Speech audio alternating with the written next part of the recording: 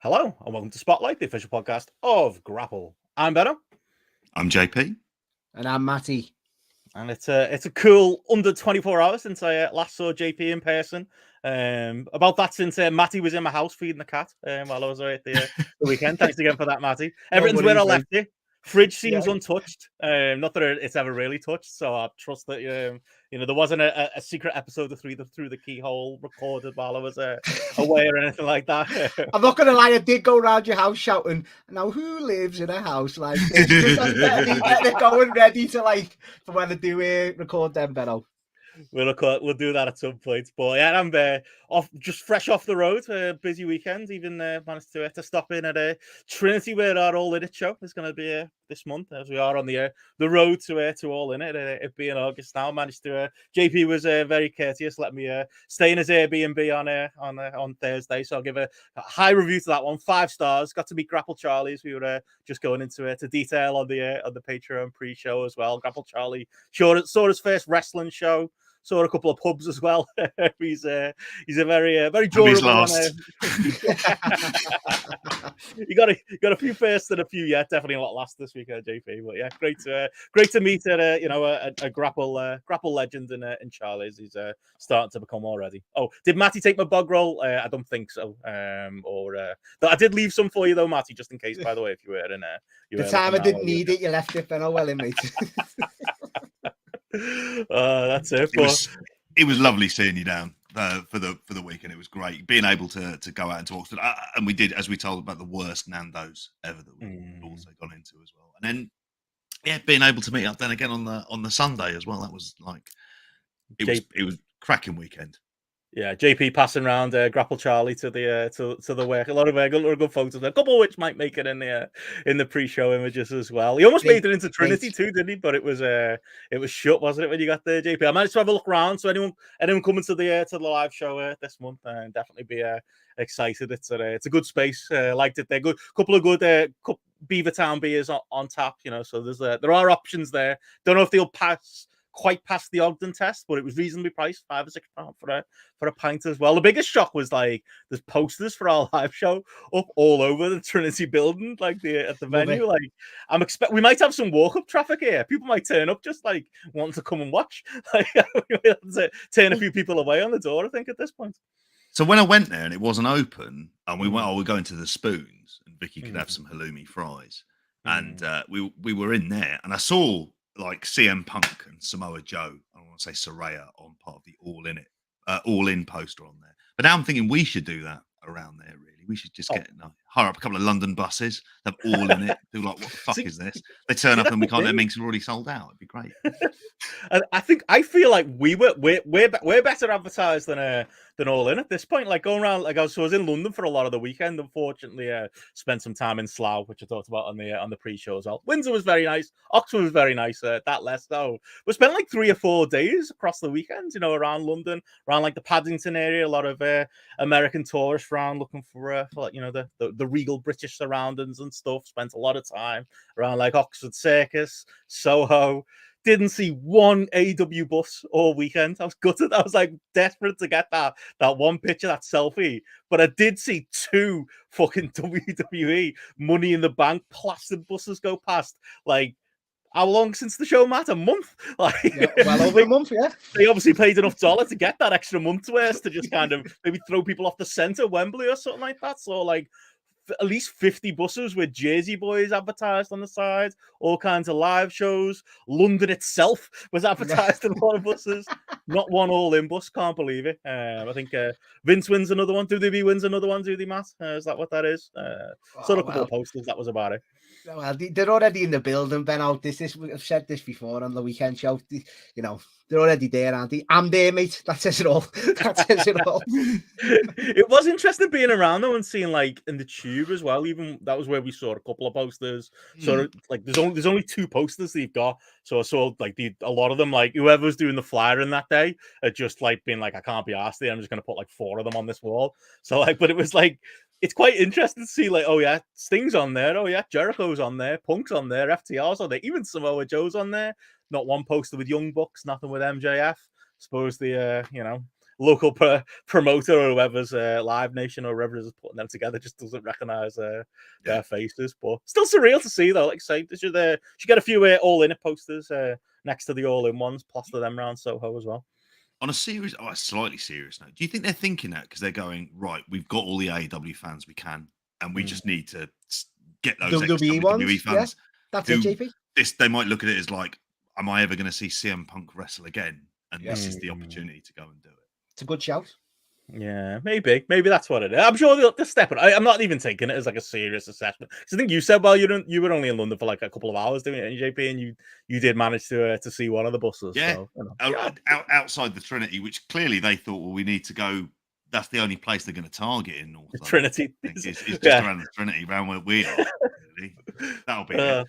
Well, as we learned, while we were there at Trinity, so anyone coming, £6 for a pint, I would say, depending on what you were getting. I think it's just less than $5.30 a Guinness. Yeah, if you're happy with the Guinness, $5.30 he'll do you. Yeah. So there's good options there. Nice bit of space. There's an upstairs and downstairs as well. So our live show's going to be in the upstairs bit, but obviously everyone's free to mill around on downstairs. If we get lucky and it's not pissing down, which England probably not. There's outside benches where you're not allowed to enjoy Domino's, are you, JP? They're fucking livid about that Domino's. There are things on it, like the final line in it is "We have had enough," is what they've written here. It's like, don't bring your Domino's to our pub. Don't eat taking the piss, wasn't he? On our benches. They must have been, because it's the lunchtime specials. It'll be all the school kids. I'm just like, invite outside, and they won't be tolerating that kind of stuff. So, don't do Domino's. But if you are looking for food around there, fuck me, you are spoilt for choice. Like, you really are. There's a fair bit around there, so including some sort of fancy Brazilian bar near Harrow on the Hill Station. Selling Brazilian lemonade, which I'm intrigued by. Look nice, like nice little area to be in. So yeah, obviously it's sold out at this point, but we have had a couple of people on Discord, exchanging tickets and stuff, and we have got a little bit of a waiting list if anyone is still trying to get in and come and watch. So let us know. I'm not sure how much we can do, but if any more spares come up, we will try and put people to the front of the queue as well. Dirty Domino's. I like that, Simon. But yeah, that's coming up. That's the big thing this one. None of this All In stuff, all of that as well. We are deep into August, which is traditionally SummerSlam month as well, Matty. So I know this is going to hurt you. The review of SummerSlam's coming at some point, in about an hour. It's all good, Ben. It's all good. But while I was away, because I was out and about pretty much all weekend, you filled in on the weekend show with JP. You guys reviewed Dynamite, talked the news, and obviously previewed SummerSlam as well. And he's recorded the SummerSlam mixtape on Saturday morning as well. I've heard the weekend show. I haven't heard the SummerSlam mixtape yet. And in my place, though, you guys, I think you all picked two matches, didn't you? And then the patrons picked the final two. So I think the patrons did well as far as the two matches they added on for you to review. It was a great show, JP, wasn't it? I mean, JP, I've 3 out of 4 days I've recorded with you now, mate. Exactly. It's great. Like, we've all seen each other in some form so much over this weekend. I love it. Proper stuff, like. I know. That's what I was thinking. I was like, oh my God, it's like we've all spent the weekend together in some way, shape, or form, which is cracking, actually. But yeah, no, we did the SummerSlam mix over, which is a really cracking selection. So it goes from sort of 91 is like the first matches that gets picked, SummerSlam 91, up to SummerSlam 2017, with a whole broad sort of strokes, like kind of like loads of names and stuff that we'd be I even took the reins, Benno, JP let me lead the way. Job. Yeah. I didn't know that at all. Okay, now I'm really worried. Normally you let heels work the matches, but no, not this time. But as JP said, he felt weird being you, Benno, where you're not first. JP was the last name. So I started, obviously, then it was Gareth, then it was different world that you were in about, Benno. 6-hour weekend show, and now this anarchy this weekend. Back to normal next week. You did a great job, generally, with the weekend show. And I'm looking forward to it, because, I think if I'd have been on it, I think I haven't seen, and I still haven't, and I think I will before I listen to you, I've never seen Hogan Shawn. I've just seen the GIFs. Maybe the GIFs is enough. But there's a bit more to it, Benno. There's more to it. All right. Yeah, there's more to it. Maybe I'll crack that out at some point. I reckon if I was on, if I'd have voted for me, what would you pick? What would you pick? I'm not sure on the second one. To be honest, Ray and Kurt Angle is probably a fair shout for what I might have picked as one of my ones that the patrons went with. But definitely would have gone with Shawn Michaels and Triple H from SummerSlam 02. That come third, didn't it, JP? That come third in the that's poll. one of my favorite matches of all time. Although at the same time, it's like, do I want to leave the memories alone? Because I think it works so well. Because like in the moment, you believe Shawn was literally, he came back with a half broken back, and he was going to die if he took a backbreaker, and then it that kip up. Well, Benno, can I surprise you? I'm not going to give you too many spoilers on the Patreon's spoiler. On the SummerSlam mixtape, JP, one of the panel wasn't a fan of Kurt Angle with Rey Mysterio at all. Okay. Really? So, it's got a big memory. That's a profound memory for a lot of people. One of the greatest openers of all time. Yeah. But that's what we love. We love the different opinions. Well, I do anyway.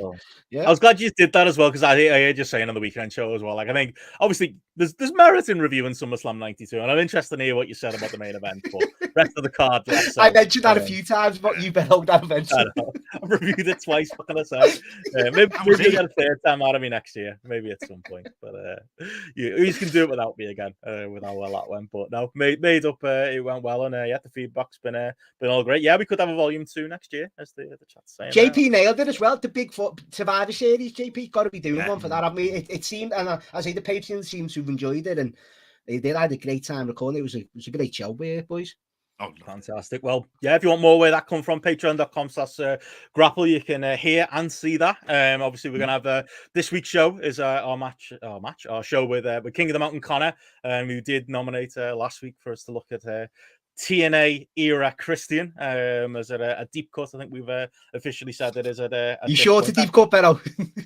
You never know. Lines are blurred, aren't they? But it'll be a deep dive anyway into the career of Christian in TNA, and like many people, somebody I've recently done a bit of a turnaround on. So yeah, I'm looking forward to getting into all that. And yeah, if you are listening on the free side, do consider supporting us and supporting what we do over here, especially in such a big month for the podcast. We do appreciate everyone who's already with us and is supporting us. But yeah, if you can't, a couple of notes. We're going to be doing a free show as far as the FPL stuff on Thursday. Our annual draft for the FPL will be over on the YouTube as well. And as a programmer note, if you're listening to this podcast rather than watching us either right now or tomorrow, you can watch us on the replay as we have the replay of just the main body spotlight show is going on there. The YouTube probably about 3 p.m. On Tuesday. Is going to try and make it a bit of a Tuesday tradition. There was plenty of people watching along last week and chatting away as well. So yeah,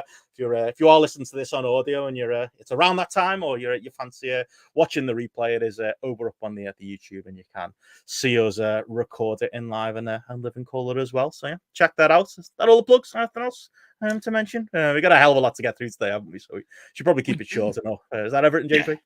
That's pretty much it for the time being. I mean, I'll just say there we are going to be doing a flashback of All In later on in the month as well, and a special edition of Observe This as well. So there's absolutely tons on there. So the place to go is patreon.com/grapple.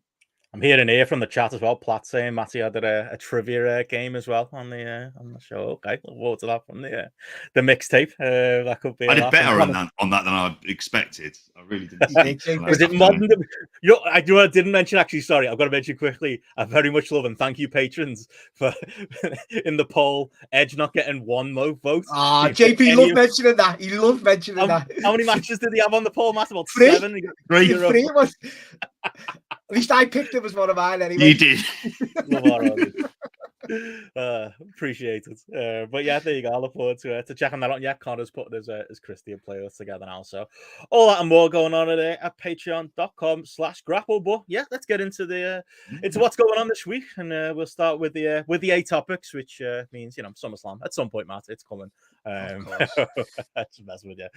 We do need to talk as we are in All In month, All In announcements, and yeah, I was very much enjoying you guys on the weekend show when you reviewed Dynamite, talking the lack of All In announcements going into the weekend, and coming out of the weekend, a little bit more. I think we actually have a match to look forward to, but on top of that, you have a couple of matches that you know, aren't formally announced, but seem very likely. Obviously, Adam Cole and MJF being the one that, while they're not making the posters, I've seen on Fight TV where you can click on to buy the show, which is still a bit weird. Apparently, you get a discount if you have Fight TV, but if you have AEW Plus on Fight TV, but not sure if people are saying if they log out it works anyway. It's still only, it was a £15, something like that. You see, they've got the big Cole and MJF picture on there, so they are very much pushing that match. But yeah, coming out of Collision, we had FTR making a challenge to the Young Bucks. You'd be proud of me, Matty. I was watching SummerSlam live, so you know this news was coming to me via Twitter. I did find out as it happened, and then yeah, we had like I say, FTR challenging the Young Bucks. We had Samoa Joe coming out and cutting a promo and challenging CM Punk that I'm looking forward to chatting about as well, lads.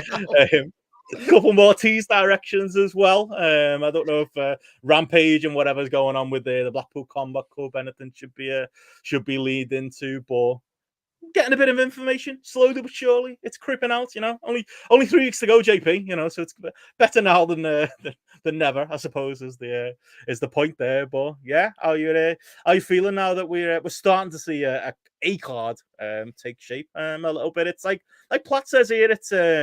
Says here he'll forgive them MJF Cole if he gets Punk and Joe. I did see, you can't think who to credit, but somebody said on our Discord there, I thought it was I think it was Shane Silver made a nailed on point about how it's almost like you're appearing in 3 different audience there. I think with those 3 different matches, you know, Cole MJF is your hardcore AEW fan base. Joe Punk is for the sickos, which I'm going to get into, promise you. And FTR Young Bucks is kind of like for those who want that real life beef to result in a match. But yeah, a little bit from each there, JP. Yeah, it's good that we've got a bit of news to talk about for once. Oh, we got some news. Better late than never, I suppose. I mean, I won't lie. I'm probably not as excited about Joe Punk as other people are, partly because I've seen it very recently. And also we did a podcast covering the trilogy. But if this was if this was like the first match between them, I would be kind of probably a bit more accepting. But that's my general thoughts. I'm glad, though, that they did some announcements here. It's just notable that we still don't know a lot of the big names and what they're doing. So if you think of it, and you mentioned a lot of the people on like in terms of who appeared on posters and things like that, we still don't know what's happening with Jericho. We have an idea of that. I would be now imagining it looks like it might be Ospreay at some stage, but they're not going to save that for later in the day. We don't know, say, about like a Sting where he fits in. Kenny Omega, it's still sort of rumored with Takeshita, and I suppose for a lot of these announcements, FTR Bucks is kind of as good as you can do for the tag division. So I'm glad for that reason. And it's a big match and it's a big remix. It's the rubber match, isn't it, now at this stage? So at least that has some degree of stakes to it, and that's good. I can't MJF Cole, as we spoke about, I was glad that if they are doing it, this direction they're doing it is more interesting for me. But a lot of these the other match announcements don't scream to me potential biggest show of all time. I won't lie. And of things that they could be good while we're there, and there could be enough bells and whistles after the matches, but I can't pretend and say that I'm massively excited by it at this stage. That's kind of probably where I am overall with the card. I want to see what the depth is. I'm still worried that they might just throw a load of matches together, but at least it feels like with a shotgun to their heads, they've said, all right, we'll give you some matches then. And that should never have been the case.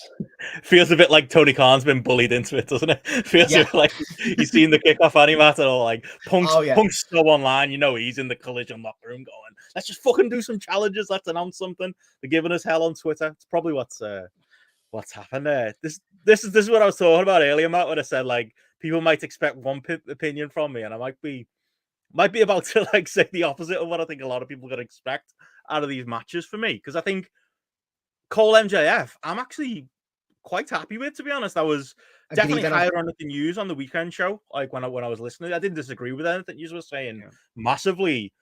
And it might just be, I was saying this to you over the weekend, JP, in person. Like, I think maybe I'm fantasy booking myself into a corner here.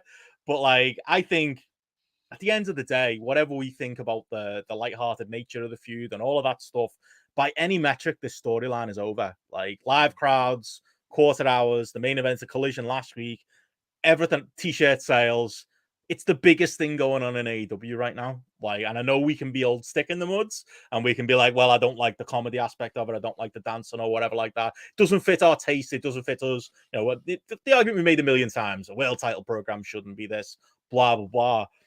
But I think we are adult enough to go, yes, but from a business point of view, it's working out. It's a big match to the AEW fan base. That's what I mean about those three different kind of fan bases being hit.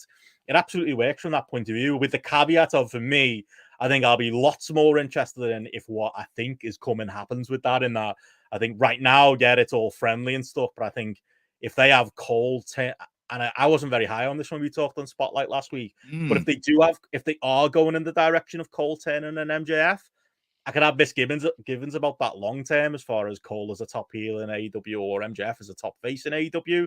But I think that'd give it a lot of juice going into the weekend if that happens. If we get that big turn, if the story, that's a word that's going to come up a lot today, peaks in the right way, I think they can make that work. Now, to keep it like it is, that it's just two best friends having a wrestling match, no.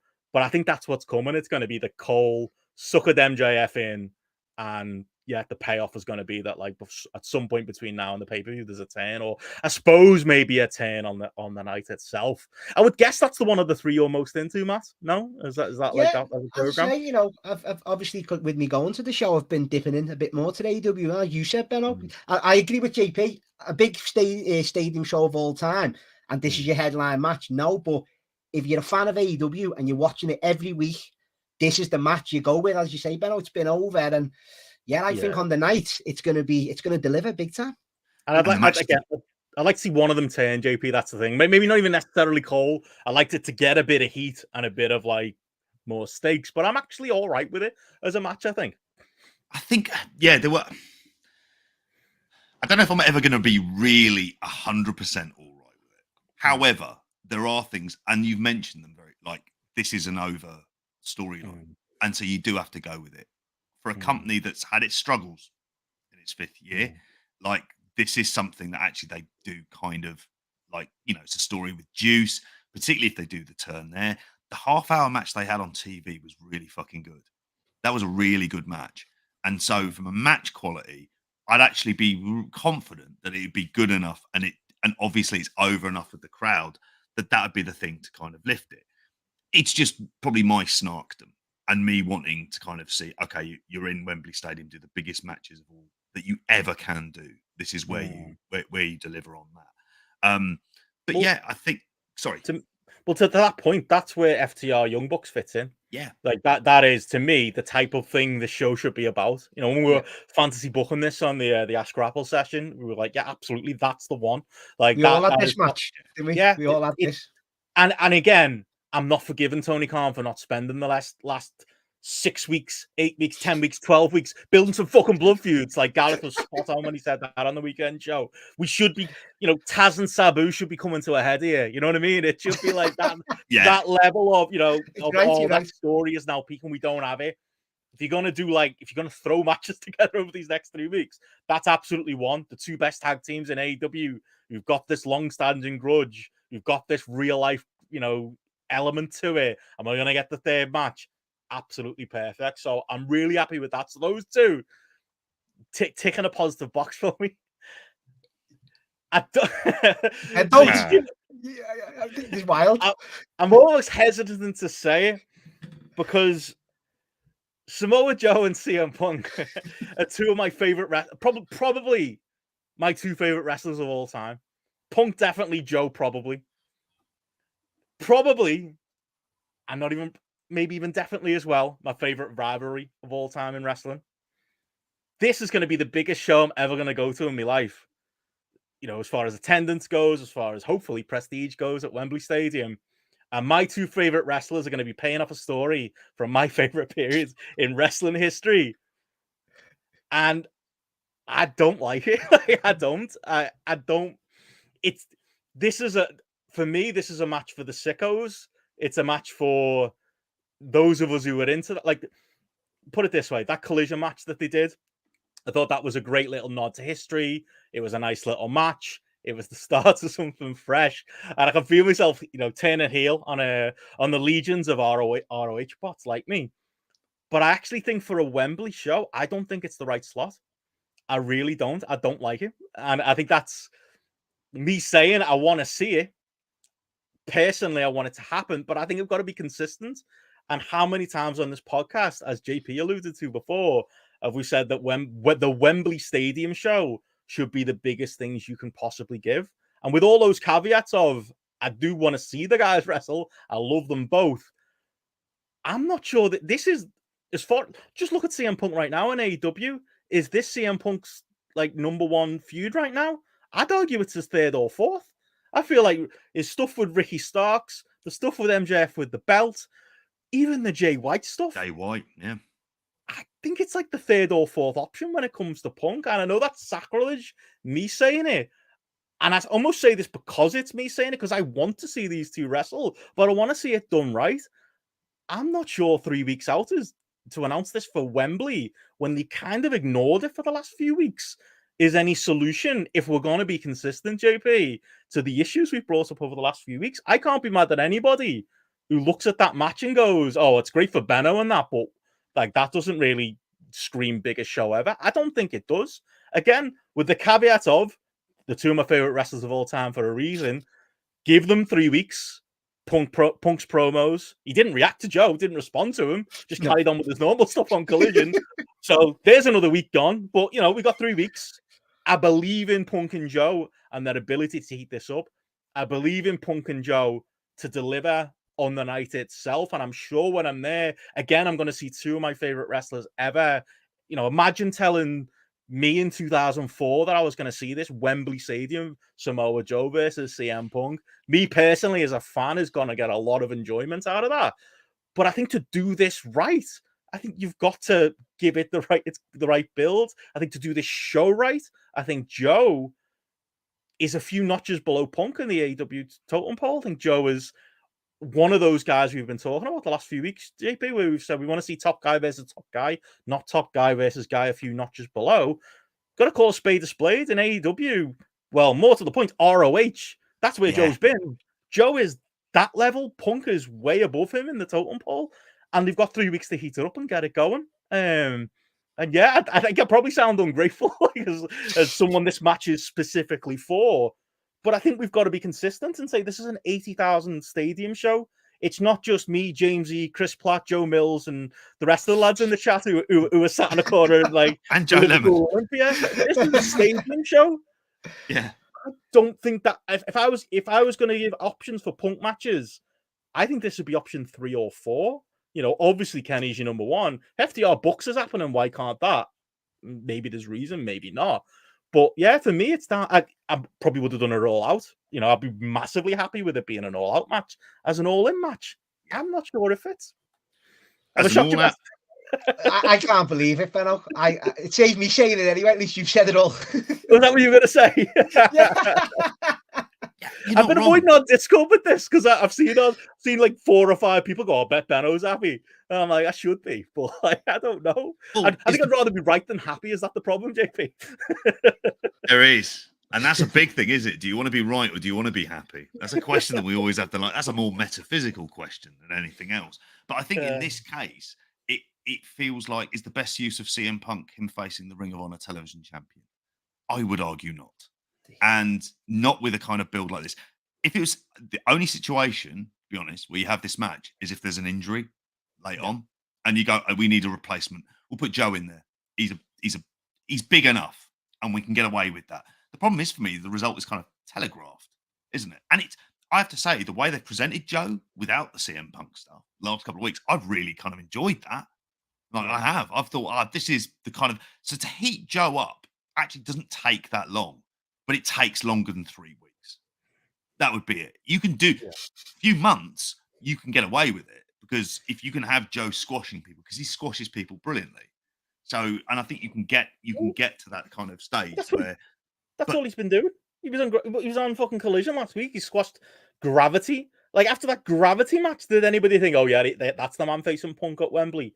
Is it me, Matt? It just feels random. It's so random. It feels like a plan because, like Lanza said on Voices, like the setup for this for All In and the card has been a mess. It's been everything we think it is from the outside. It's like last week I was fucking arguing against Grado and Jeff Jarrett. I love them. I love them both. I don't want to see them in a singles match at Wembley. I don't think it's a controversial thing to say. It's suggested in the chat. We had this on the weekend. Chris Elliott in the chat was suggesting Satnam Singh and Jeff Jarrett versus Grado and Big Show. That'd be hilarious. If you had it all, well, it wouldn't work all out. That's a Rampage match, JP. That's a house. Like when they're doing a tour and we're sick of the sight of them over here, that's the kind of matches that you put on while you're kind of like around the place doing like Dynamite or whatever when it's live on TNT Sports.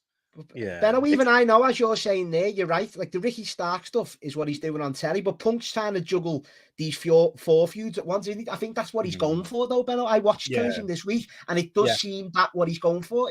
As you say, he blanked Joe, didn't he? He basically did. Which is going to pay off, I assume, next week. But yeah, of course. It just feels just like it's plucked out of thin, like this. Okay, we're doing this now, and it's like I don't think it. I think it would be easy for me to sit here with me ROH fucking belt behind me and be like, fuck it, CM Punk Samoa. Fair play, Benno, fair play. I'm not helping the argument here to people just thinking we're miserable either, JP. Like they're literally giving me a favor. I've got a backdrop of hell behind me. Like I don't think, I am the target audience. But again, is it the message board the thing of being right rather than happy? That's the problem here. But like I think we've got to be consistent and say that's not a Wembley Stadium match based on how they've treated this feud, based on where Joe is in the AEW ecosystem, based on the fact that they're going to be in front of 80,000 people. That's kind of it for me. That's what this show should be. I think we've got high expectations for it, JP. Maybe this shines a light on the fact that like our expectations are so fucking high that like maybe we're never going to be happy. But I don't think those expectations are being met. No, they're not. And at time of recording, this is the fourth biggest show of all time. It's overtaken WrestleMania 3. Yeah, like 78,189 in terms of distribution. They've got 5,859 tickets left. The current setup, which obviously they can expand upon if they choose to do that. And I'm not sure a headlock spot is necessarily going to be the thing that kind of works in an ironic subtext during. That hit me in the heart, that JP. Now I'm going to defend. I know, and I love that because we spoke about it. But when you're at Chicago Ridge Fieldhouse or wherever it was, like that stuff is brilliant. I think even in Chicago, like this is the kind of stuff where you can kind of get like as an all-out match. I'm perfectly like fine with this. Like I really am. I think that's like a good match to go to that you can kind of rely on after the bells and whistles of All In. And these are the things that kind of worry me in terms of direction, because if you think this is the best use of Punk, then do you know what you have? Like in that case, because this isn't going to be, I don't see this. It's funny because it's been said ever since the MJF Cole announcement, there's been solid ticket sales going on. Yeah, I don't know if that's combined with the advertising and things back thereof, but minimal advertising that they're doing.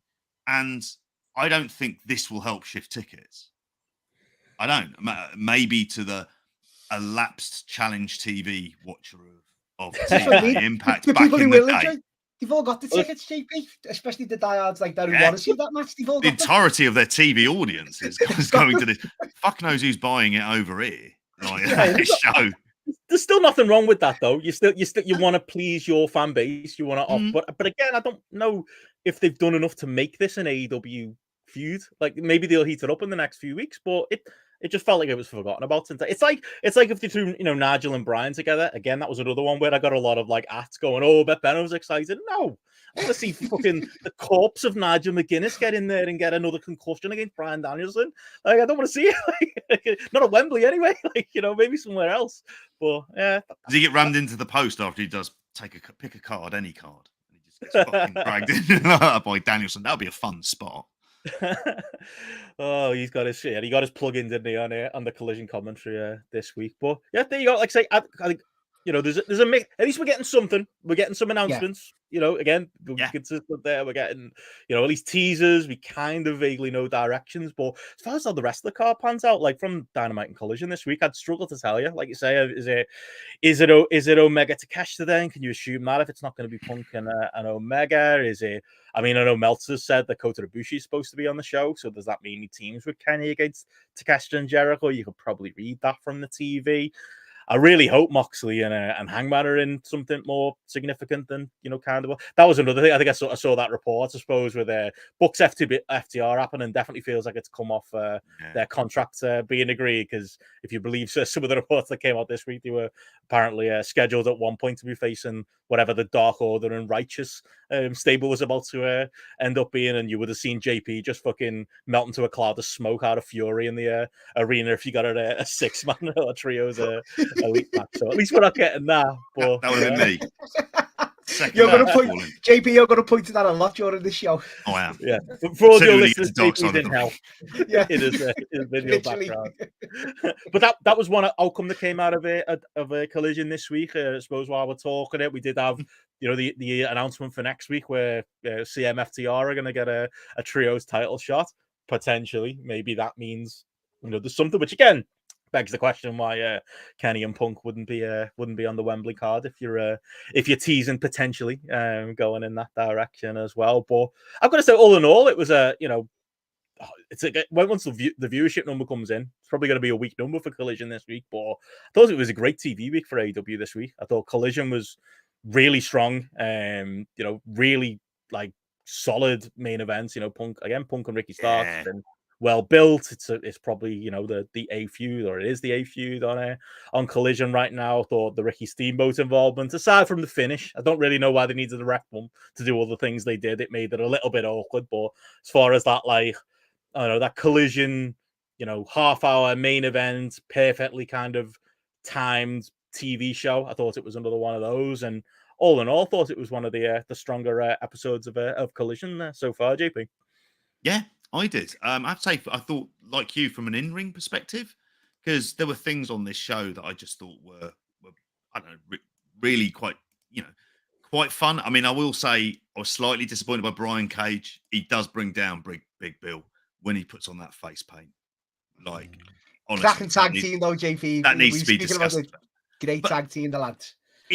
Oh God, yeah, they are. I mean, partly because they're wonderful sort of skyscrapers. Yeah, team. Big Bill winning the Battle Royal, that would be a thing that I could kind of get on board with. But I think it was just it felt like a strong show. Like, I thought even Jay White, even though it probably went a bit too long with Metalik as well. Like, I think there's just things where he feels like we didn't see him last week, and I thought it was great where he was it the card blade? Is that what he calls him? Is that what he calls the cardboard cut out, and he sort of dragged it out of the way and came in?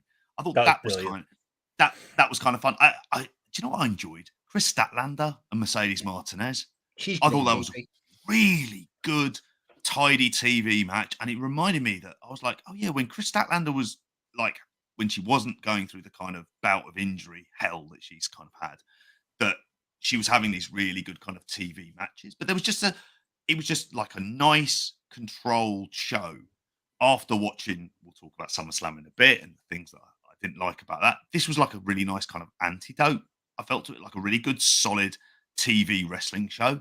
Not that I don't think it was as good as the show they did last week, but it definitely carries on a sort of good run of well-booked TV wrestling, where you know where you stand with this as a show. And like I said earlier on, another great Samoa Joe squash. Didn't fuck about with Serpentico, and that's what we need to see a lot more of, that kind of stuff happening. Like, I wanted Jay White to beat Metalik in like 3 minutes. I just thought this didn't need to. I like Metalik. I feel bad for Metalik being in that spot. I'd rather that was. I don't want to see Gravity on my TV ever again. But like somebody more of that level, you know, rather than him. Him getting squashed on the reg could be quite funny. Like him just getting absolutely destroyed and people mimicking the wall. He was like built up as one of the best at one point, wasn't he, Benno? Metalik. That's him, isn't it? Grand Metalik. Yeah. His timing was just really bad, because when he was Mascara Dorada and he was in New Japan, he was doing really well. Then he went to WWE as part of that like kind of like signing phase they had, and he just fell into the shuffle because there are other younger luchadors who they can go with. who probably they feel are better on promos or whatever. And then he kind of gets lost in the shuffle. And then because he's a CMLL guy rather than, you kind of fall back into stuff. And he's been like doing like a lot of New Japan Strong, but I don't, there's no reason to bring him in. They don't need him. No, that's it. He's making up the numbers, isn't he? But no, I thought, like I said, Joe looked great. And again, I'm going to get it lost in like all the, the movie and slightly underwhelmed by the Punk stuff. Joe's promo, as far as trying to heat that stuff back up, was very good. You know what I mean? You only beat me with a roll up. Our legacy deserves more. That can't end on that. Yeah. He was very good. He was great. I thought Jay White was great to echo those thoughts in that match. I think again, Jay White's one where he's a funny one where it's like, I don't know what the Wembley direction is for him. I guess there isn't one. I'll presume again multi-man, won't it? Yeah, with time and patience, I think that'd be, in the AEW ecosystem, potentially a bigger match for Punk or a better use of that spot. I think someone younger like Jay White, who you want to get over to kind of that level, you could have spent time building up, but it's too short now, probably, as with most things. But yeah, I'd be interested to kind of see what they do with him. And yeah, I've really, like with you, same with you guys, I've really much enjoyed FTR and Big Bill and Brian Cage. It was good to see that the Big Bill and Brian Cage thing kind of come to its natural conclusion. A couple of rough spots in that one, a couple of moments where it's what you want, though. It's what you want. Less. It was like that when we went for like that doomsday thing, and then they gave up, and then Cage did a random dive. It was just like somebody forgot what was happening next. Yeah, I'm not blaming Brian Cage, but probably Cash was fuming at one point. You could hear him audibly go fuck outside because he was a bit slow at one of the spots as well, which was wild. Still enjoyable, and like you say, FTR, going after the Bucks heats that up nicely as well. And the main event, so Punk and Starks, was really well done. The only change, I think, like I say, if you didn't bump the ref, you could have had the exact same finish and. We could have done the whole Ricky Steamboat thing, but I thought that was really strong. And yeah, it does kind of beg the question of where the Ricky Starks and Punk thing goes next, because this was full on. If Starks hadn't already, we're all talking about a potential Punk heel turn coming up as he continues to wrestle these collisions like he's the biggest baby face in the world. Mates with Ricky Steamboat. You're all right. At the end. Couldn't be a bigger baby face, could he? But we all assume that Bret Hart heel turn is coming, but like I didn't expect them to go so black and white with Starks. At this point, like he's 100% the heel now, isn't he? Coming out of this, and again, he's been heated up massively on Collision. It just makes me wonder if Joe is Punk's match for All In, whether Starks is there for the match for All Out. Could be that, JP. Possibly. I mean, he would be the only reason that there would be any doubt in CM Punk not winning at Wembley. You'd expect there to be something there. And I think this has been good for him. This is a feud. And I like the match. And you could tell he got a lot in the match as well. Like he was being presented as being kind of like not far off that level. Really. And I think that's, if you think about like, that's a sustained, really from the second show of Collision, he's been in and around the top mix. So we're talking like the guts of 2 months that he's been there ever since the show has debuted. And there is some merit to it. I know this is like the eternal debate that we'll always have on here, and Gareth not being here as well. And he would say, quite rightly, he's not there yet. But I think there's actually been some good stuff, which has it's been consistent Collision, and it's consistent booking, which meant Ricky Starks has had consistent booking probably for the first time properly in his career in AEW, and that has massively helped. And I think, like you say, if they were doing it for All Out. I mean, I think a much more interesting angle just off the top of my head is CM Punk just goes, "No, Joe, I don't want to wrestle you at Wembley." Yeah, maybe they go that route. Maybe it's a red herring. It'd be a waste of time, but it would. I think then you would heat up Joe to just go out there and fucking destroy him after. Yeah, cost him some sort of big match. I think gimmick match with Starks, isn't it? Could do that. Because that's the thing about the Joe match is like, again, it's this. If we're doing a new trilogy, like. Surely the third match and biggest match happens at a Wembley stage, not the middle match in, that's being built off. As much as I enjoyed Joe's promo, a roll-up finish in a match that happened on Collision a few weeks ago. Like, maybe it is a red herring. Maybe that's why, and maybe, it's another reason for all of the ROH bots to go after. But do we have to bully them to actually say, like, to actually go ahead and do this perhaps before the show or something else? Not just like in the last 15 minutes before, swerve, Tim and Kenny Omega. And you just go, there you go.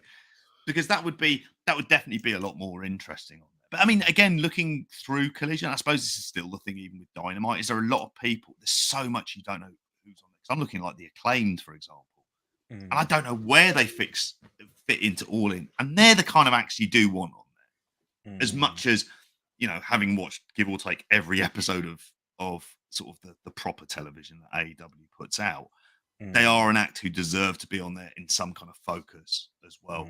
But instead, the Billy Gunn stuff, I mean, yeah, it'll build to him coming out and helping them or something like that when they're being beaten down, and I'm sure it'll get the pop. But again, you want to see like kind of firm direction for what they're going to be able to do. I was going to say, JP, about Collision, like I enjoyed like the angles and the promo segments. I thought, you know, the Acclaimed doing the Bowens doing the Terry, you know, we love you, Billy Gunn, and all that. And then you had Tony Storm. Never seen such a good promo in my life. She was great. Tony Storm. I've been giving her grief, Tony Storm. Like, she was brilliant. Like, character, she was good. She was very good. She was really, really good. And Christian Benno, how good was he? I pissed myself. 3 good promos there, all different, but I thought they were all spot on. I really enjoyed all them. Just like me at All In, mate, not credentialed, shouting at the kids. What a great line.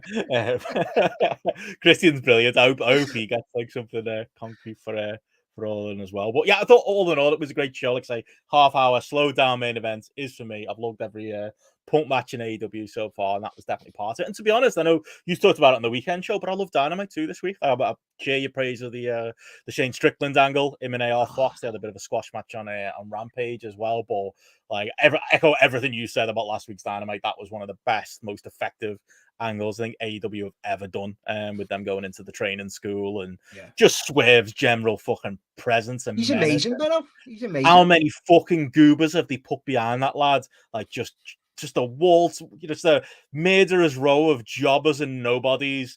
And you know what? For the criticism we gave AR Fox getting that much TV time on the week before his Dynamite, he's the perfect person to be Swerve's second. He was fantastic himself in that segment as well. I thought that was absolutely brilliant. Like, that lad should never lose again. If I was booking Swerve, wouldn't lose again, because like he could be a tippy top star for them. Like this week's Dynamite easily. I'd love him to have something serious going on for All In, but again, you can't fit everybody, can you? It's one of those. But I thought that was great. And yeah, speaking of which, this week's Dynamite, obviously, to pay off last week's Dynamite, I am relieved if we're talking All In there. The 2 things I'm wishing on that have made me a little bit more positive. I love Grado, I love Jeff Jarrett. It better be a fucking battle royal. Rob Van Dam, loved him 20 years ago, Matt. The fact that, like, it was like I was saying to you at the weekend, JP. 25 years ago. You say the word Rob, you say the name Rob Van Dam. I don't think of Heatwave 98 or whatever. I think of TNA in the last 15 years. You know what I mean? I think of Rob Van Dam with, you know, God bless him, he's an older bloke and he's earned it, but with a bit of a gut, you know, playing the hits on Impact. That's who Rob Van Dam is today. So I'm so glad that appears to be on this week's Dynamite card and isn't going to be a pay-per-view match now. I'm pretty much satisfied now that's coming up. Jack Perry, Rob Van Dam. Where it goes is the worry, whether it's like you guys. Got to be Hook, Annie. It's got to be Hook with like a Taz anyway, or maybe you can do a gimmick with Taz where you can choke him out during the match or something. But yeah, Hardy's Young Bucks is on Dynamite this week, and Lucha Brothers versus Blackpool Combat Club as well, to pay off what they've been doing there. I will say that Blackpool Combat Club, you know, parking lot brawl thing did with Best Friends on Rampage. Genuinely really good. I don't know why that's become best friends gimmick. Like the serious big man fight on the street, but genuinely good. I think you'd enjoy that one, Matt. And everyone. I watched it. Yeah, it was really good. It was good. Yeah, it was very, very good. Brutal Trent, as someone said there, not one of my favourites, but I think Platt said he had a great night doing that freeway and then doing that free parking lot after it. He's like Scorpio Sky, and every now and then Tony Khan just decides, oh yeah, what's Trent up to? What's he making? Yeah, it's weird, but he delivered there. To be fair, like he delivered. But that excited you this week's Dynamite, JP? Young Bucks forced into a tag match. Let's hope there's more of that with the new contracts. More of it as well. I mean, and that's going to be the interesting thing is what is the nature of those contracts? Because they still apparently have the EVP status, which just makes you wonder, well, what does that actually mean in any real world terms? Are they actually going to be doing extra work for that? I'm not entirely sure about it at all. But I would say them versus the Hardys, that's the kind of stuff you should be putting on TV.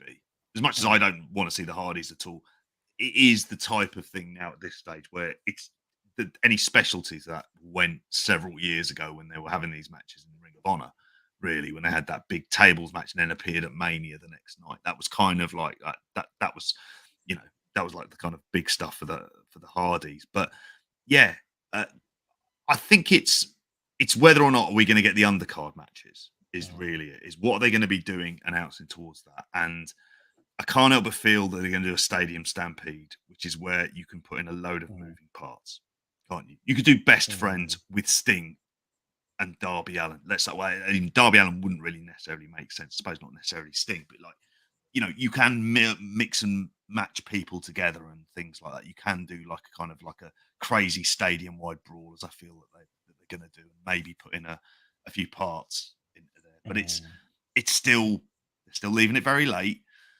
Let's see where we are this time next week, because whether or not I can increase on this backdrop or anything else might be as a result of this next week's. But that's just to say though, boys, what you say there, you say like there's 3 weeks to go, but that's 6. That's like 9 TV shows. You're forgetting there's a lot of TV like time that you can build these matches up. And as you say, it's not. If you announce something on Rampage, does it really exist? Yeah, well, this is the tree falling in the forest. Are we not? Is that not getting counted though? Sorry. No.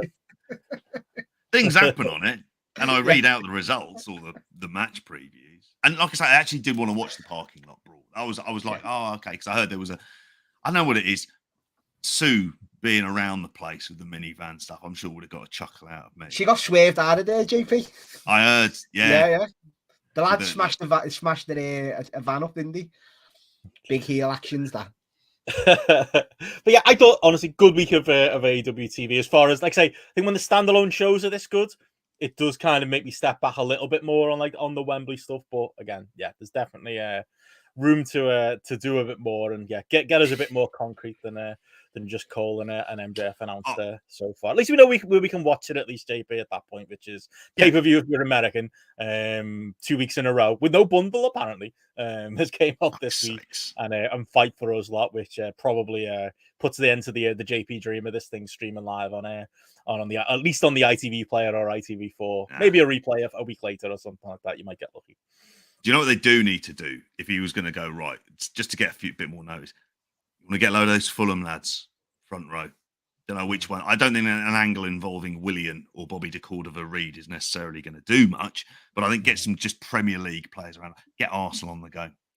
We won the Community Shield, which I completely had missed in there as well. But I'm sure if you could do an angle with bloody William Saliba, fucking awesome if he delivered a chokeslam to someone in there, like in a battle royal. Just like, I'm sure Arteta would lose his shit. Sorry, I'm off. Do you reckon he'd pay for Madonna for Grado? Do you reckon? Probably would. Yeah, if he paid for Pantera, he's paying for that. Yeah, which is a fucking what a tune. I'll never get bored of that. One of the best tunes. We'll see, but yeah, I want to see lots of celebrities, soap stars, celebrity Tony Khan, friend Jack Whitehall, whole lot. At Wembley, but yeah, hopefully we hear more in the coming weeks. But yeah, unless there's anything else, I think that's it for AEW this week. So as we have to talk WWE, did they have a show this weekend? Didn't see anything about it. Matt, start early, are you? Start early. We did, of course, have SummerSlam this weekend, and yeah, don't know which way where to start on this one, mate. I think it was an all right show. I think the card was amazing. Like, I was listening to at least part of the weekend show and like genuinely exciting show. Like, as far as like, you know, as far as an on paper WWE show goes, going into this weekend, I was genuinely excited. You know, like there was a number of matches up and down this card that looked great, and most of it built pretty well for WWE. I will say with faint praise. I think in practice, I don't know whether it was purely you put the blame at the feet of Ronda Rousey, but I do feel like, I don't know, it was a bit of a show of two halves. I feel like the stuff that I did like on the show maybe didn't deliver to the level maybe I expected, but still good stuff up and down. I don't know, what say you as a diehard WWE fan before we get to the obvious, Matt? Did it live up to your expectations SummerSlam this weekend? Because you have not seen buzz like it for a WWE pay-per-view in a while. I hadn't realised it was 50-odd thousand people there in Detroit, or 60-odd if you believe them. It was genuinely a big lie of 7,000 people. 50-odd, yeah. They put the press conferences out already. There's a million business metrics to say why this weekend was so successful. But yeah, as a show, what did you make of it, Matt? It didn't reach the heights of the buzz, Benno. It didn't. You know me, I'm honest, Benno, across the board. It was fine. It wasn't terrible by any means, but it wasn't as good or as hot as the pay-per-views we've had this year. It wasn't anywhere near it. It was fine. I'll go as far to say it was fine. Couple of good matches, one great match, and then the rest was just as you say. It wasn't terrible, but it wasn't nowhere near what it has been on the pay-per-view this year. Nowhere near it. I think I'll go with that, JP.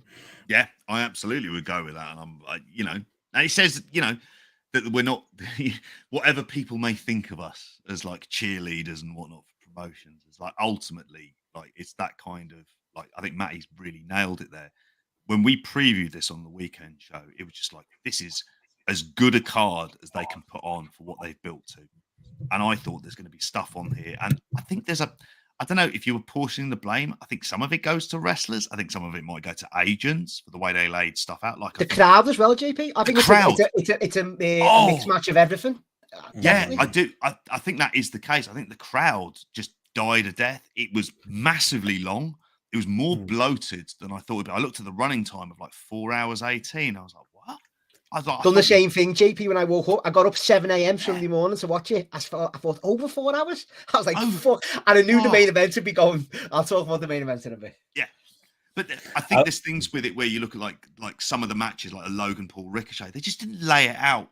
It should just been quite an easy crowd pleasing match with a couple of crazy bits in it. And instead they got cute with stuff that's not going to lead anywhere. Like Ricochet's partner being the ring announcer and looking scared for him. And so it's like, that's all, I don't know.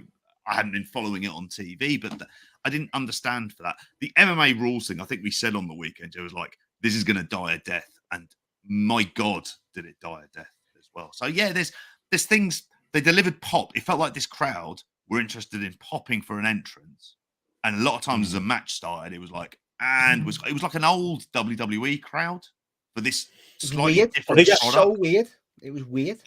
They weren't that old because I think an old WWE crowd, if they got to serve that slop that Ronda Rousey served them, would have fully turned on it. They were hostile, but not that hostile. You know what I mean? It didn't get hijacked. Yeah. It probably deserved to, that match, because I totally agree what you guys said about that one. Like that was tailor-made, was it not, for a fight pit or a lion's den? Or an insect gimmicky. Went out there and had an MMA fight in a wrestling ring. Like Ronda Rousey just we're done. I think it was Trevor. She is gone, hasn't she? Said about her, like, yeah, we think she's done at this point. She said something on the lines of, she came in she came in for one purpose and now it's been achieved. We're putting Shayna over here, but like that one, what a story that's going to be. Like Ronda Rousey, like as I think Trevor Dame said, like she came in. One of the biggest stars in the world, got it right away.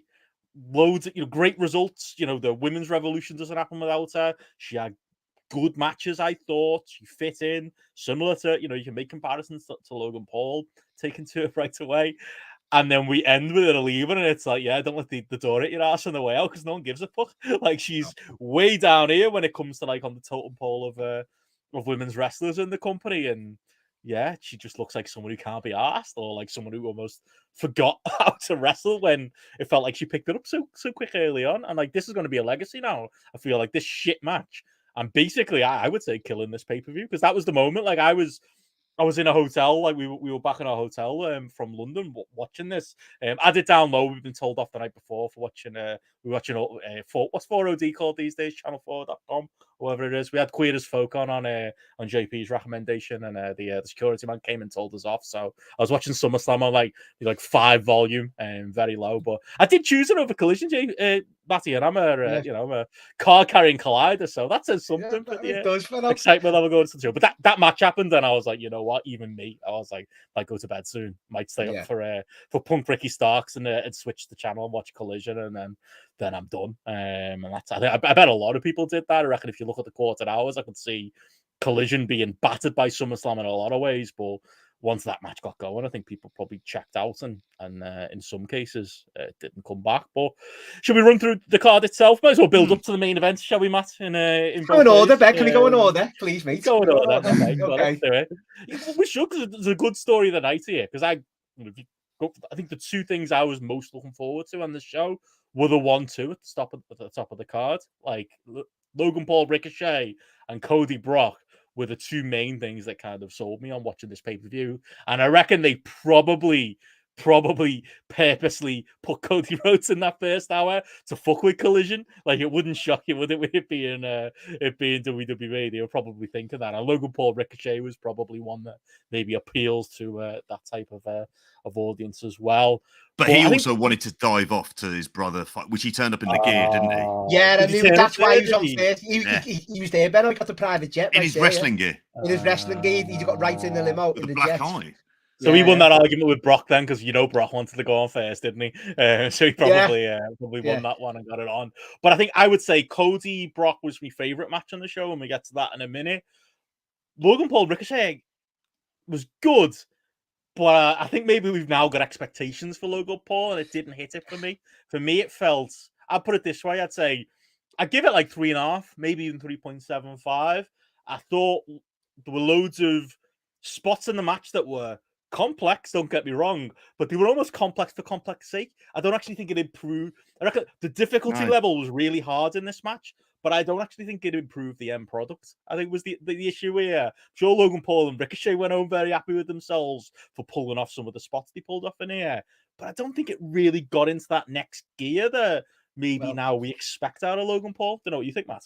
It's because, Benno, as you say, and this might be with some of them, or most of the matches on this show, as JP said, the agents, because I'm torn with this one, because, as you say, it was a good match, but we were expecting this sprint from the off, this big spot after spot after spot, which we didn't get. And I was like, all right then, to try and something. But at the same time, JP, because I know you said that as well, I've got to commend Logan Paul for trying this match, because he's had like the Miz match where it was like, cut-offs and stuff like that. The Roman match was the same, ref bumps, his brother running. This was his first, like, let's have like a 20-minute proper wrestling match with these spots in there, as Benno said. And I thought he held it up very, very well at the same time. If it was me, I would have had a 10-minute sprint like yourself, JP, 10, 12-minute sprint, get out of there. But at the same time, I've got to commend him. And he pulled it off, I thought, for what it was laid out as. And it didn't need the bullshit finish. Well, I knew Logan was going to win. He didn't need that to be beating Ricochet. Yeah, he needed a win. And you could have done it better, of course. And it was out of nowhere. It was literally out of nowhere as well, wasn't it? It was like a mass figure that we're not even going to reveal. If they revealed it and it was like, I don't know. KSI again. KSI again.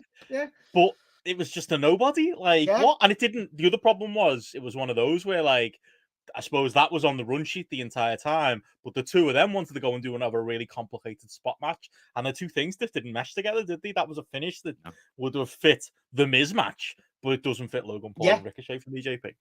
No, it doesn't fit that at all. One thing I will say about Logan Paul, you mentioned trying new stuff.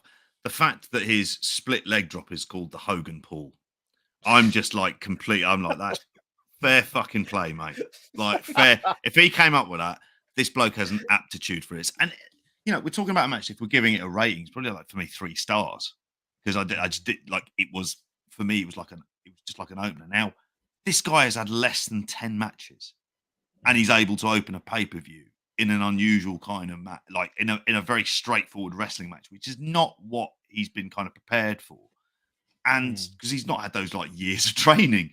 No. And he's able to hold his own. You have to say, like, fucking hell, he's crisp as anything, though, honestly. Absolutely. Oh, yeah. And he needs to win. The cross body block, the frog springboard frog splashes, like some of the best luchadors in the world can't have form like that. It's amazing to me. I love that he wanted to work Ricochet as well, because this, let's not get it wrong, like to Dylan's comment there about Ricochet regressing. I think Ricochet this is the biggest match he'll ever have. I think in WWE. Like, Logan Paul clearly plucked him out. He's done now.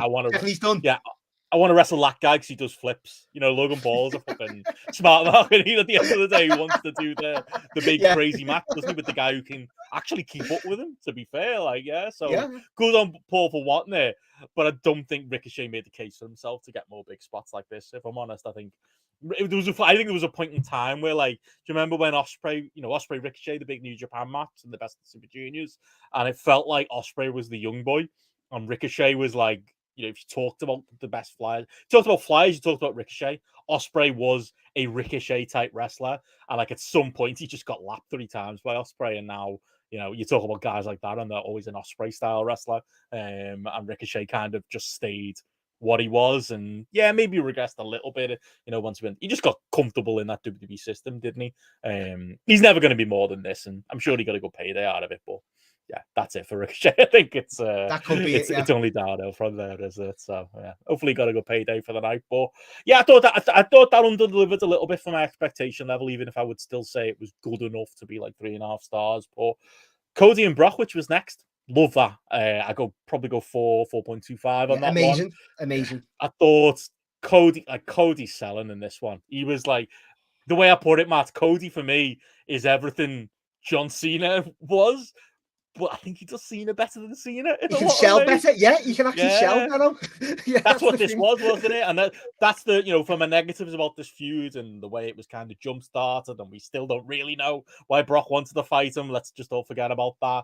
Like, as far as like 2 foes put together, this was perfect for Cody because he got to pretend to be Sting. He got to pretend to be Cena. This was his, maybe it wasn't a strap match, but this was his, White Castle of Fear. This was his Vader, which Brock was in this one. And that's pretty much what we got. If you're not into, a labored, 20 minutes of selling from a Cody, I can see maybe not loving this one, but I thought this was perfectly cast. And, I'm going to say it, Matty, the perfect finish for me as well. I was very worried going into this one that maybe they might go another way, but Cody going over, and credit to Brock going over strong, especially with the post match as well, just made this for me everything it wanted to and needed to be. Yeah, this was always had to be the decision that they went with, and as you say, Benno, I thought this was like one of my favorite matches of the year so far. I loved it that much, just for because even when like he's giving him the moves on the outside and he's coming back, and I'm thinking, are the fans going to still be on board with this? And I thought at a point they weren't never going to turn, but I thought they're getting a bit. But then when Cody done that selling even more, he was just getting into each, getting in the ring at 9, and then it built up with little flurries. When he got Brock in the Kimura, I lost my mind. I was loving that. Look, because Cody said in the interview, didn't he? He said, if I've wrestled you like 2 or 3 times, I can rob your moves. That's what he says, Cody. So he actually robbed the... Looking like a true Rock Austin fan. Yeah, really. But my even way. Like, the free crossroads, which is a signature to put like the big guys away, definitive win. But honestly, that aftermath, honestly, I was wishing that would happen. It's like people say, like, there's no explanation for the thing. And, sometimes I say you put your own lyrics, to the music of wrestling sometimes. I think Lesnar just attacked him to think, what's this fucking new fella getting all the chance? I'm going to see if he's got it, if he's tough enough. And this feud's proved that he's tough enough. And Lesnar apparently was unplanned as well. Don't know whether Triple H is chatting shit or not about that. But I think I'd see me. I loved it that much because you don't see Brock showing that, like, that size of him very, very often. Putting Cody over like that. I thought, top to bottom, this was one of the best pieces of business I've seen all year. I fucking loved this. Loved it. Yeah. Brock delivers on the big stage again, and Cody looks more and more like the kind of headliner that they want as well. And you can see them completely getting on board with this. What I took from this is actually he was going to be Muhammad Ali doing rope-a-dope, taking all of this shit from the big guy, knowing full well that he can just get back at him. The longer this gets. And I thought that kind of worked really well because, like you mentioned about his selling being like kind of much better. But JP, do you know what else it was? It was a callback to Suplex City, to that Brock Cena 2014. Like, Cena couldn't handle it, got pinned. He survived it. He took everything he could take. I know he's older and stuff. It's a callback. That is his character. Everything. Yeah. He survived Suplex City and definitively beat him. You couldn't have put him over even more. Which, even again, as that strategy of like, what do you do for these like big monsters? Well, you've just got it's like an endurance test. You've just got to take all the shit they throw at you. But it's this feud, as horrible as it was in terms of starting it, particularly like post Mania, and I know how me and Benno felt about that as well.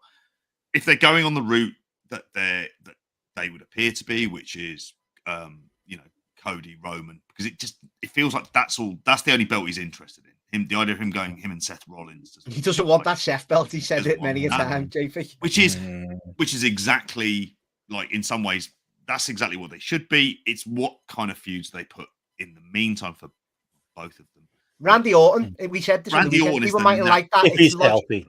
Yeah, it's got to be. Would you rather have Randy or Bray Wyatt, Benno? You'd go Randy all day, wouldn't you? For Cody. They my only choices, are they? No, I feel like if I book the promotion, I can come up with better. Like, but who else is there though? Unless you're going to do Seth or Finn Balor, you know what I mean? Who else is there? No, I don't hate Randy Orton. There's like he needs something to tie. If we're doing that, we're doing Mania. It's still top line. Yeah, it's got to be Orton. It's got to be someone like that. It's a good story to lean into as well. Good 3 pay-per-view cycle again. Like they've done. That's the positive, for all the negative I can say about Mania. The positive of the Brock feud is it's kept him in the spotlight. He's carried Raw, as a result of it, and it's kept him at that level, and he's kept himself at that level. That's the other thing I would say. If you're gonna compare him to Cena, which I will say, I've been saying that since he came into WWE before he came in. Cena 2.0. Oh yeah, absolutely. Cena 2.0. People would use it for negative, but I think in a positive sense, it was clear as day. That's who he was modeling himself after. I wish they'd done the match at Mania. I think that would have been if you weren't going to put the belt on, I might have just done that instead. But yeah, I would say he does. When I say he does Cena better than Cena, like there was a point like that Cena Umaga match. We ever do a Rumble mixtape, that's going to be in there because that for me was Cena's best ever performance because it was like this where you could see the scars of battle, like he fought through it and he survived. And then later Cena was like it was Cena wins LOL. He'd take all this and then he'd pop up and he'd win. And it'd be like nothing happened. The difference here is Cody looked like a man who'd been through a war. The feud had been a war, and he survived and got at the end of it. And like everyone's saying in the chat, and I think like we're all saying, Brock deserves a lot of credit because it has, I think, moved Cody up a little bit, and it's definitely elevated as a star. And we said Benno on the mixtape SummerSlam show, Brock Lesnar needs when he's retired and said and done, he's going to go to Gareth reckons maybe top 5. Of all time, he's that good. He's one of the best of all time. He's so fucking effective, unreal. Mr. SummerSlam as well. Yeah, yeah, he is. There you go. Yeah, there's a lot of those over the years. So thought that was a strong bit of business, and then don't know if you can spend much on this middle point of the card. Although we will mention the Battle Royal, LA Knight going over in that one as he should. Probably say it a million times. Doesn't matter. Why he's over? He's fucking over, and they should. No, he's over though, Benno. You've said I've been listening every week. This was like a rumble. Yeah, it was like a rumble by the end of it. It was like life or death if he was going to win the fucking Slim Jim contract. I think was the point of this thing. He got his adverse at the end of it, but the crowd were like, they probably would have rioted if he didn't win the Slim Jim Battle Royal. That's who over LA Knight is right now. It's insane, isn't it? I mean, I know that when listening to, John Pollock and Wei Ting were there, and they said he was like the most over person. Top merch seller, JP, and the whole company now. In the whole company, and I think you have to strike while the iron's hot. You don't. I don't put the title on him, but do I put him into a feud with Roman Reigns if you can do it? Yeah, I think you can do. I think you can. Imagine saying that a year or two ago. That match, Eli JP Roman Reigns for the undisputed title. Would have laughed out the building. I distinctly remember you would have had an intervention live on there. You said, "Mate, I don't know what it is you're taking, but it's bad. Yeah, lay off it." I remember on this, I was on the weekend show one week. How we were talking about LA Knight being on a SmackDown. I was like, he's really over, and JP just looked at me like I had 2 heads. I was like, no, genuinely, he's the most over thing on the product. He is. Yeah, he absolutely is. I can't argue.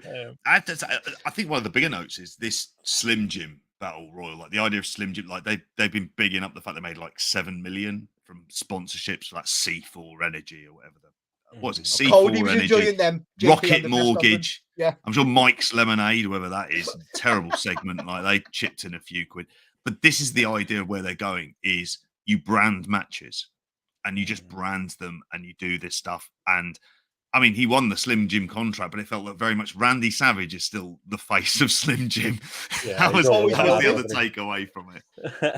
But I would say if this was an audition for the Rumble, you could make the argument LA Knight is his favourite, potentially win it. Yeah, when probably it's going to be Cody, but maybe they can go another route. Could go against Seth, couldn't he? And Cody you can get fives on Cody right now. Yeah, to win the Rumble, which is I think that's a cracking bet this time. We're talking about the Rumble in August. What's going on? Anyway, he must be doing something slightly right at least. There you go. Shayna Ronda was next. I think we kind of said what we said on that one. Yeah, 1 star maybe. Crap and good riddance with Ronda, really. And yeah, I think if she was trying to put a mate over here and make a big deal of it, this was the anti-Brock Cody, because I don't think she really helped Shayna Baszler. But that's it. Is Shayna actually going to get used now? I know it's all fine and dandy doing the job, which is, she's on the way out, the right thing to do. But are they going to capitalize?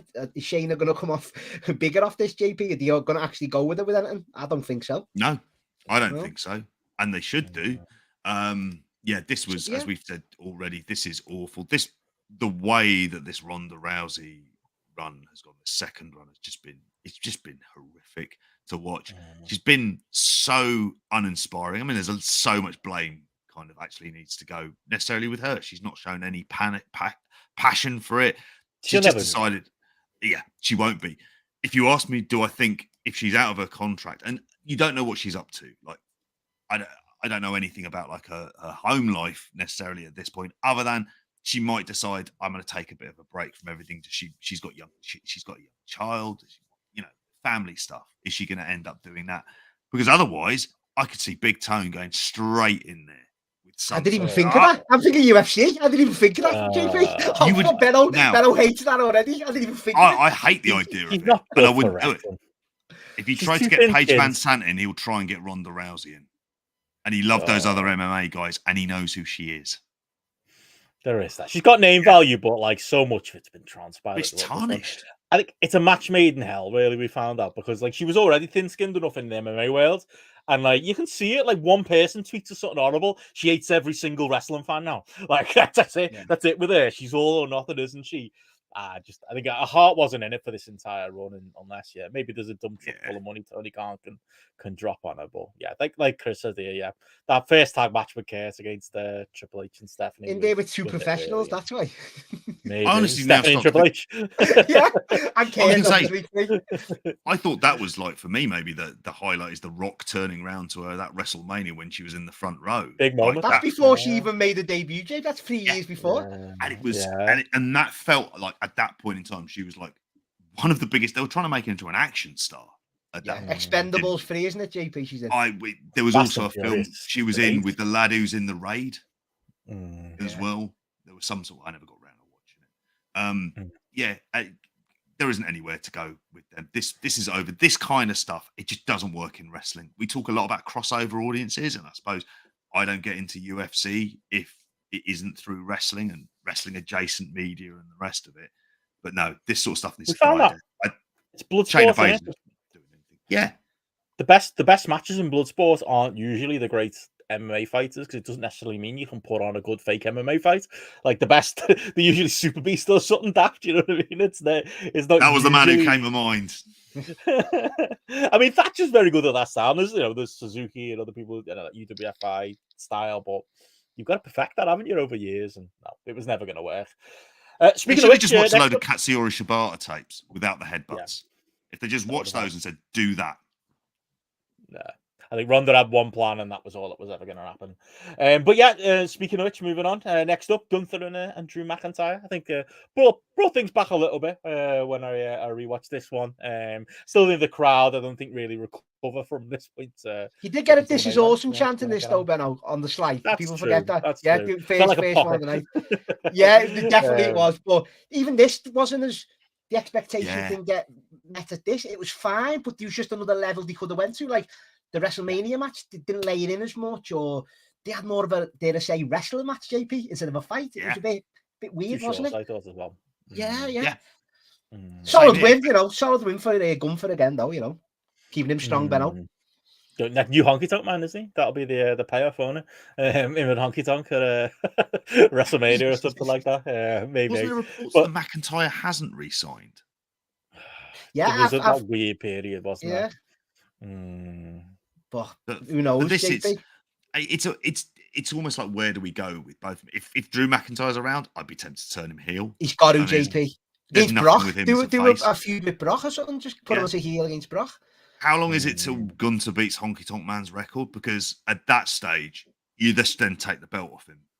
Like, get him against Seth, then, don't you? For the world title, you do. I think that's what you do, and then But this just wasn't on the level of what I kind of thought it was. It was like, I'd say 3.5 stars given this. It felt a bit like Remember when we were so excited for Walter to be in Rev Pro?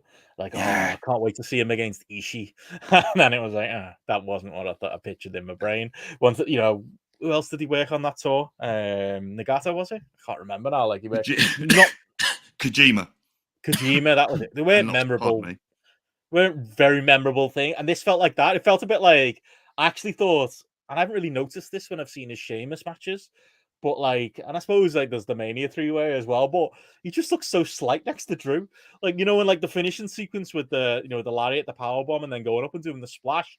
To me, that splash only works if the novelty little guys, it's a big guy. No, but the novelty is it's a big guy doing the little guy move. Yeah, he's just a little guy doing a little guy. It's not, he's so slight compared to Drew. I just thought it was really noticeable in this one. Still, enjoyable. Still, it wasn't terrible. It wasn't bad at all. Yeah. That's what it is. 3.25, I'd probably get it, and I thought I'd go minimum 4, or 3.75 or so. So still not bad, but yeah, low end. I've got to give a shout out again, Ben. I don't know if you've seen it. I said it on the weekend show. The match he had with Chad Gable on Raw was really good. The 5-minute challenge, which turned into a match. Hopefully, they have a proper match down the line. Being the what's me word here, like going against like the grain a bit, like his matches against Sheamus and the triple threat were great, but I think he works better with, as you say, smaller guys. It's an easier because he's gone smaller, as you say. So the likes of Gable and stuff like that, they'd be great matches. If you're doing is it Payback is the next show, and it feels like it's a smaller show. Yeah, it dies down for this before we get to say Survivor Series. Gable's perfect for that kind of role. Yeah, and he's over. He's getting over as well. So yeah. Next up, Seth Rollins, Finn Balor, 3.25 stars. Didn't watch it. Matt. No, did you actually go? To be fair, did you add the work right? Of some more? No, did you work? Well, yeah. I think I'm right. I think I'm right still. No, it was better than Money in the Bank, Benno. They worked a bit, a bit better. But the last 5 minutes, I'll give it with Benno. Dare to say the story with Priest coming out, Dom Rhea was heated, and it was really, really good. The last 5 minutes, Benno. The fans thought Finn Balor was going to win. They all rose up to the feet when he went up for the coup de grace. And it was a great last 5 minutes for sure, JP. I don't know what you thought on it. I actually thought, I go into these matches just preparing to be over-delivered, you're going to say. And it over-delivered. 3.5. It was one of the ones. I'd say 3.5. Better it was. It was better. It was better. Which, on our scale for Balor matches, is probably around a 5.5 at this point. He's broken the scale for that. It was, like you say, if it isn't for this story, like, I'll be terrible, JP. Would be shocking. I like Damian Priest, and Damian Priest has proven himself in several big, high-profile situations, both in and out of the ring, doing publicity and stuff. That he's actually someone they can go to. Now, when he does cash that in, the place is going to pop for it. And Judgment Day has inexplicably gotten over, which is almost like in spite of its leader than because of it. It's because the other acts around it, Rhea Ripley in particular. Finn Balor's the least over out of 4 of them. Finn Balor's the least over. Like, it's almost like they need to fuck him off. I think this story's about him not re-signing as well, which, fine. He's angry. Everyone's sulking, aren't they? He's all right. He's earned enough money. He can afford those Spurs season tickets, can't he? So he's not going to be suffering too much. But this was something where, like, again, it's slightly over-delivered. I wouldn't be going like completely berserk about it. It's not a match you need to see. You can imagine most of it in your head. But like I say, towards the end, there was at least a genuine bit of intrigue. And I think we spoke about this on the odds, that the odds were relatively even for this. It wasn't like Rollins was going as an overwhelming favourite or anything else. This is one of the ones where you went, you could go other ways. You could have a cash-in. I thought Balor should have won. I've heard a few people say that. I think Balor should have went over the story they told with the 7 years and all this and that. I know he's a heel, but he still should have won for me. It's just that Rollins is more over. This is it, but he can stay over, you know what I mean? But apparently it's a freeway, JP, at the next event that's rumoured with Priest actually being in the match. So you could do something where, he loses the match but then cashes in after it or something. So that's apparently the rumour going around. But yeah, I'm a big fan of Priest like you, JP. Oh, there we go. I'd like to use his Punishment Martinez days. Yeah. Good luck to that. Next up, Asuka, Bianca Belair, Charlotte Flair. I think the biggest talking point is obviously the cash in afterwards. So we've got the EO Sky push begins, I guess, kind of. Poor Bianca. That's probably what I'd say there as well. What do you think of it as a match, Matt? Yeah, no, it was one that was longer than it should have been. But I thought they all worked hard for sure. They did, and I liked the finish as well, where she was in the figure eight, got the the mist, and then she rolled her up. I did like that. I thought it was creative. And yeah, Charlotte winning the title and then losing it straight away. Was she?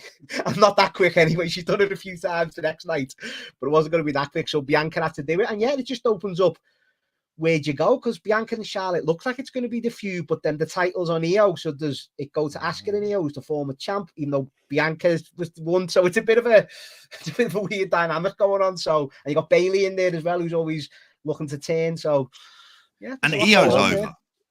Yeah, Io is. She's got to split up, I think, JP, and be a face, maybe. Yeah, I think that this almost in some ways, I've never seen a quieter 50,000 plus crowd than what they were halfway through this match. It was fucking silence. They perked up. They did perk up towards the end, but that didn't help. Lottie did her overshooting the moonsault thing again. She needs to retire the fuck out of that. She has no idea where they are at all. Never been good at it. Never. Always better as the twist and corkscrew. She always does. That looks better than the actual moonsault. She only busts that out now and again, though. Where you go from here? I mean, you're not going to have Sky as champion at WrestleMania, or even though she's over and she does heelish things and she's over, and like to this crowd anyway. So, do you go her and Bailey like soon enough? Like, is that a direction? I think you're putting more thought into it than Triple H does. I don't think he cares. He's getting nailed, isn't he, for the women's division? Yeah, I think I'm going to believe the dark Twitter rumors that him and Stephanie have split up, and he's just like, you know what, I don't care about this women's revolution anymore. Like, he's like, you know what I mean? He's just like, he's got only a couple of favorites. He protects Rhea, doesn't he? Yeah, protects Rhea. That's his modern day China. Rest of them can fuck off, according to Paul. He's just not asked, is he? And that I felt like the booking of this. Do you see the Becky Lynch stuff where she put the making lemonades picture up, and then Triple H referenced it in his press conference, didn't he? Like a little shot back. Definitely a falling out there for sure. I mean, at the end of the day, you put in fucking Trish Stratus on a charity comeback tour as a heel. Like, that was never going to work. Yeah. Like, if the girls are getting grief for that, I think it's their fault. I think the story just kind of stinks, doesn't it? The whole thing stinks. It's not been good. But yeah, a lot of Way saying there was a lot of being shouted in the crowd as well. I haven't listened to post. He moved out of the media box, I think, and he was sat beside some people. He said he just found the seat, which does belie the 59,000 attendance stuff, and he sat behind just some arseholes who were shouting fucking horrible things throughout the show. Not shit. Oh well, there you go. So that was that, and then into the main event. Roman Reigns beat Jey Uso, and then that was the show. Good show all in all. I enjoyed it. Oh, is that all we're saying? I mean, is there anything else to say? Is there nothing else to say now? People have been waiting for this, Benno, and I don't know whether we're going to let Combat commence. Benno, that's the biggest question here. Is Matty going to admit the match was crap? Well, there's so many layers to this, no pun intended, that I've got so many thoughts, Benno, on so many different things. Yeah, but I think this could be an episode of Spotlight where the world's turned on his head. You're not looking forward to a Punk Joe match, and I thought a Roman Reigns match wasn't good. So what's going on with the world Jesus Christ, what's going on? No, it wasn't good, was it? Though it was boring, and it was long, and it was. It was the formula broken. It was the formula. Sorry, Matt. First formula that has worked so far so well, and even when there's people like us and other podcasts who are like, "Oh, it's just Roman Reigns doing amateur dramatics," you can still see it working, can't you? With the live crowd, you can still see why someone like a Matty will like it.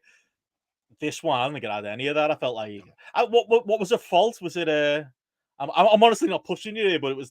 I honestly think it was the fact that no one there believed in a million years Jey was going to win. I don't think that helped. I think what they did is they went out there and they laid out the match like Roman has laid out his matches with Cody, with Sammy.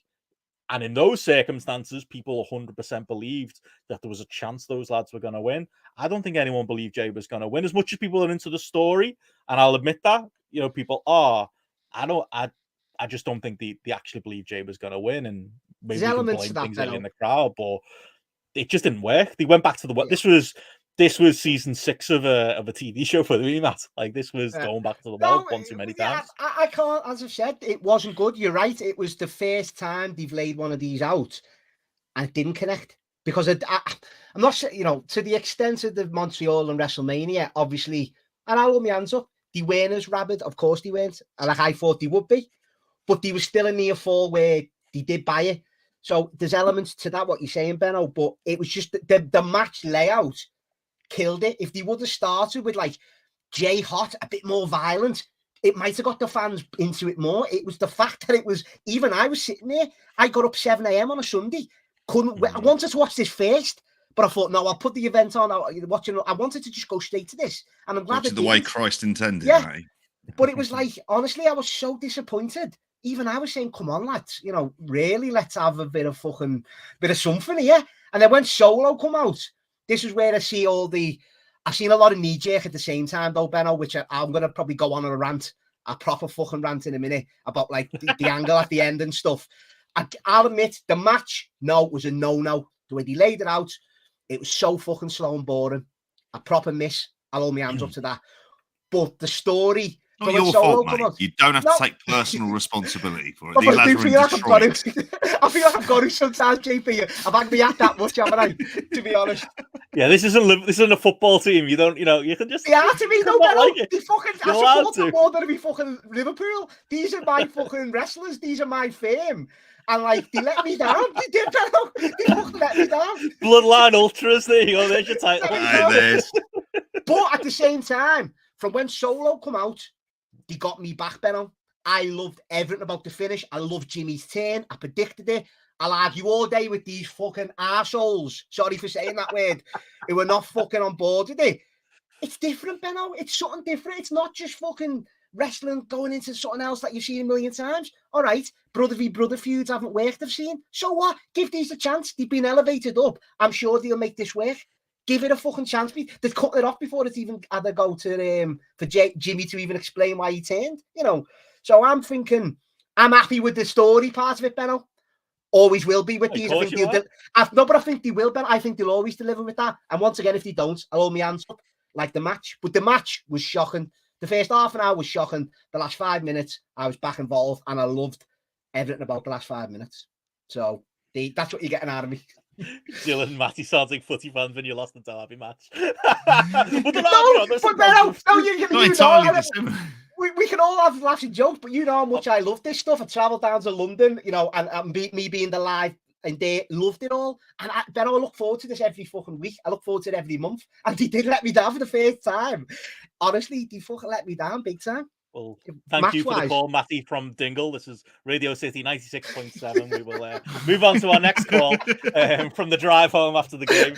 So it's Terry, a Tranmere fan. He's annoying. So I think for me, like, I'm glad we agree on the match because, yeah, I think the story, like, we're gonna get into that. Like, what is the story? I would love to hear. I mean, it's not that fucking. People watch it. It's not that hard. I've seen all this. Come on, okay. I'm biting Here we go. So, obviously, we've had our bloodline conversations, and I think either the last time or the time before we did this, coming out of Mania, I felt like the bloom was completely off the rose with it. It felt dead in that period, and I will give all the credit in the world for the fact that they heated it back up. They absolutely did. Attendance, merchandise, TV ratings, this pay-per-view, all of it, like being there live, last, at Money in the Bank, like clearly they got this thing going again. Clearly this is the hottest thing WWE have ever had. Now, the problem is it's the hottest thing WWE have ever had. So I think the detractors, Matty, are going to be like, well, at what point is like an end coming? Are they just gonna? It does feel like, are they just gonna drag this out for dragging it out's sake and keep going? I disagree. And keep going? Sorry, I'm going to let you finish. I disagree on what you say there. I know, but what? So for those people, right. What if? Because a good the stories, yes, and we joke about. I know you're not a cinema guy, but you're the story guy. Yeah, like a good story as a start, a beginning, and an end. Where are we in this? What is the story right now? What is the story we're being told? And where? I'm not even asking this to say I don't know the answer, but where are we leading? What in your mind? What's the story they're telling right now? Jimmy Uso turning on Jey Uso and what they did at the pay-per-view on Saturday night. What is the story right now in blunt terms? Wrestling story terms, yeah, not like the backstage or that you want actually what we're watching on the telly. What's the story? What's the story? Well, it's going to be Jimmy, isn't it? Being the jealous brother, and that everyone said that's an easy thing to say. You know, it's wrestling. You know, how many is that consistent with his character so far? And the other because he's dropped loads of things in there. He was the one who attacked Roman, wasn't he, at the first time at Night of Champions? So he's the one who. That's why I asked the question. Okay, wait there. So he's the one who's attacked. Right, so wait there a minute. Let me finish. He's the one who attacked Jey, right? Because he's the one who wants to be the tribal chief. He said that out loud. And then he's seen Jey get all these opportunities and pushed whenever he's not there. 3 years ago, this point now where he got took out. Now, people will say, oh, well, Roman and Solo took him out, so why is he? It's wrestling. How many times have you seen, and I know people don't like, how many times have you seen someone attack someone and then the week later they've helped them? Yeah, that's just wrestling for me. That just happens. Whether you agree, this whatever. Was better than wrestling? No, but this was another level of storytelling. Once again, I'll say, I don't, I'm not, this is what I'm getting from it. Everyone can put, like I said before, we put our own lyrics to the music. This is what I'm thinking. He might come out on SmackDown and say something completely different. I'm just assuming that's what he's going to say. He's going to say, I'm the jealous, but I don't know how they're going to get with, Roman and Solo attacked them. But I'd say that's wrestling. That could all be a plan all along. I took a hit for the family. It's happened in Mafia. How many times have you seen it, Benno? And why I think this works as well is because it is family. You fall out with family. You have these things with family, and it's more easier to get over and accept when it is family than strangers or friends. Even for me, families fall out. They all turn on each other. They all get back together. It's easy, isn't it?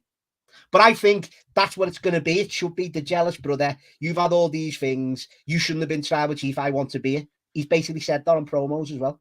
So it leans in. Are they going in the back? Here we go. So for the title. This for the title. Go on. No. So the Usos are now. So this is going to be it then. Jay's going to be the babyface. Jimmy's going to Can you guarantee? Are they going to be back together as a team? Is that where the story's going? What I've just said there, obviously down the road. Yeah, because what I've just said, if it's brothers fight and get back together, that's an easy, logical thing. If people can't see that, if people haven't got a brother and haven't had an argument over a fight with them and then been mates with them in about 2 months' time, that's what happens. I mean, they've done more than a fight, in some of these moments. No, but that's what it's going to be. My brother beat the shit out of me at times. It's an attempted murder here. Yeah, but what I'm saying is as well, it's it is fresh. The Usos, what else can you do with them as a tag team? Or it might get back, but it's something different. Give it a go. What can you do? They've had the longest reign. If they go back to having tag team matches, they're trying something with the story. That's what I've got to, I love that. They're trying something different, Benno. It's not the same old, same old. It is the same old, same old. It's literally the same old, same old. It's literally they never wrestled, have they? Have they ever wrestled each other? They've never wrestled. Right. So it's not the same old, is it? The story is the same old, same old. It's not, though, is it? No. It is. It's not. It is. Why is it? Why is it the same old? Jimmy's never turned on Jey. They've always been together. Jay's always had Jimmy's back with the Sami Zayn stuff. He fucked Sami Zayn off for Jimmy. So Jimmy's done something that Jay's never done. It was just fucked them over. And that's a good story. Well, it might be. You don't know. Let's see how it goes. I do know. No, well, tell me. Okay. This is the knee jerk, Benno. This is what I'm on about. And I apologise for calling everyone assholes. That was when I was actually heated. Never apologise for that. Yeah. I feels like this feels like I say, season 6, season 7 of a TV show that the network doesn't want to cancel because it's doing monster numbers. But the story should be coming to a conclusion, and it's not. The dragging out. So, let me ask you this, Matt. Go on. Are we saying this is a good story? What they're doing with the Usos, just bluntly, doesn't have to be a big conversation. I'm giving it a chance because it's something fresh and something I've never seen before. So I'm optimistic, Benno. I'm not a negative Nelly who's going to shit on this. A negative Nelly. A negative Nelly. Michael Cole could join the Bloodline, and that'd be fresh. Would that be a good story? Would that be good? Say again. Michael Cole could join the Bloodline tomorrow. Would that be a good story? That wouldn't have. That would be new. That would be fresh. That'd be shit. Of course it would be. That'd be shit. So Let's not be silly. Yeah. Let's not be silly. We're trying to like have a, But is there anything they could? So Roman. So what's coming next? Heyman turns on Reigns. Solo turns on Jimmy. Jay turns on. Like, are we just gonna do this forever? Like under the guise of this being a good story? Yeah. No. Well. This way. No. But this way we disagree. Yeah. Like if they do all this. Because they are going to obviously make it make sense, but you're going to get an explanation. You're gonna get all this. Doesn't mean it makes sense. But it will. It might be good. It might be good. I'm not saying you've got to like it. Of course not. People, like you've said, you think this turns out of nowhere. I think it's shit. I can't argue with that. That's your opinion. Fair enough.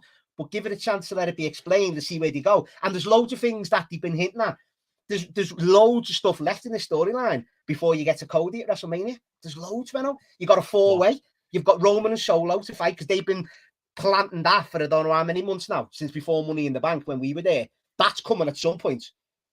Even with the spear and in the match, the missed spear where he speared Solo. Once again, people might like this, and fair enough, don't like it, but they planted it. It's not as if the seeds being planted for you to watch week by week. It's not like they're just doing this and plucking it out of nowhere. That's my problem with it. People can not like it, but to say it doesn't make sense is a bit of a fucking bit of a stretch. Like, I mean, bad stories can be planned out. There are plenty of TV shows with stories. As I said, if you think it's bad, I can't argue with that. That's your opinion. I'm struggling to find what would you think is bad. What could have happened last night that you would turn around and say was a bad story? Heyman could have turned, Solo could have turned, Roman could have turned. If everything's a good story, what's a bad story? Yeah, because they haven't explained it yet. If they turn around on SmackDown you can do anything, can't you? No, because they've got credits in the bank, Benno. If it was absolute fucking imbeciles who haven't done nothing in the business, then I'd be going, yeah, I don't think they can carry it. They've got enough credit in the bank. One slight miss, which I'll accept, was a bad match, and everyone's jumping on it like it's the end of the world. It's one bad miss out of, okay, people say it's 3-year storyline, out of like the last year, say, when it's been amazing. It's like, it's one little slip up and everyone's jumping on it as if it's shit now. That's what I hated. I can't stand that more than anything. I think people are just sick of it. That's the typical fast food, modern shit world we live in, where like it's got to be everything. No, that's what it is, though, Benno. People just want a good story with a good ending, mate. When's the ending coming? What's the ending? Right, the ending is this. I'm going to predict it now. Yeah. And JP, this is the ending, right? And I've been pretty spot on with most. I did say Jimmy was going to turn on the weekend show. You did, yeah. Jimmy was the story. That's what I was told a couple of months ago. And Jimmy, and this is where the story now. Right there, Jimmy will be the story. Jay, I mean. Sorry, Jay. Jay is what I meant to say. Well, Jay is, isn't it? Because he's always been the hard up one in the whole of the family. I thought he was going to beat Roman.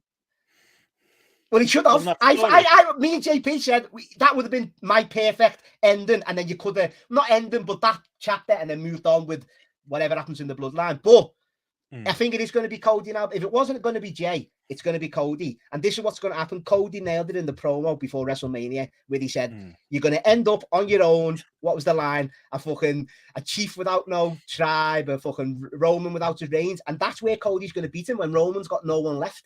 That is probably going to be the end of the story, isn't it? Yeah. But in the meantime, Benno, I agree with, like, the only thing I'll say is as well, slightly negative again, once again, I'm an honest man, is Roman's not going to be around now, apparently, to Survivor Series. So you've got where you said it was cold after. Wait there. Let me finish. Is he the world champion still? Just checking, or is he still just the tribal chief? Don't remember the belt being important in any of this conversation. But carry on. 2 belts, mate. Keep on. Yeah, is 3 belts. But where you said, Benno, it died a death after Mania, that's because Roman wasn't there. And fair enough. And as I say, once again, I'm kind of, but listen. We agree. Yeah, but he deserves more credit then, doesn't he? Which I don't think he gets, because when he come back, he's the one who's drove these ratings up. He's the one who's elevating everyone in the group at the same time. So you've got to give him praise in that side. Whereas now, he feels like these have been elevated enough, the Usos and Solo and Heyman to do the carrying on the mic, that these can get through the next 2 months. And I'm not saying in the next 2 months. I'm saying he might get an emergency phone call, Benno, in the next 2 months. And saying, no, that could happen. I'm not saying it won't. Jay and Jimmy can't carry these shows. That's a given. You can say wait and see, but I'm not being I'm just being realistic. A negative Nelly. You found that out last night. Main event Jey Uso's a gimmick. It's not reality, is it? Like the nice little tag team wrestlers. They're going to be able. they're not going to be able to carry this for a few months. They're not gonna, that's SmackDown was going to go without a world champion now. They're not even a world champion in the company, is there? Because that other belt doesn't count.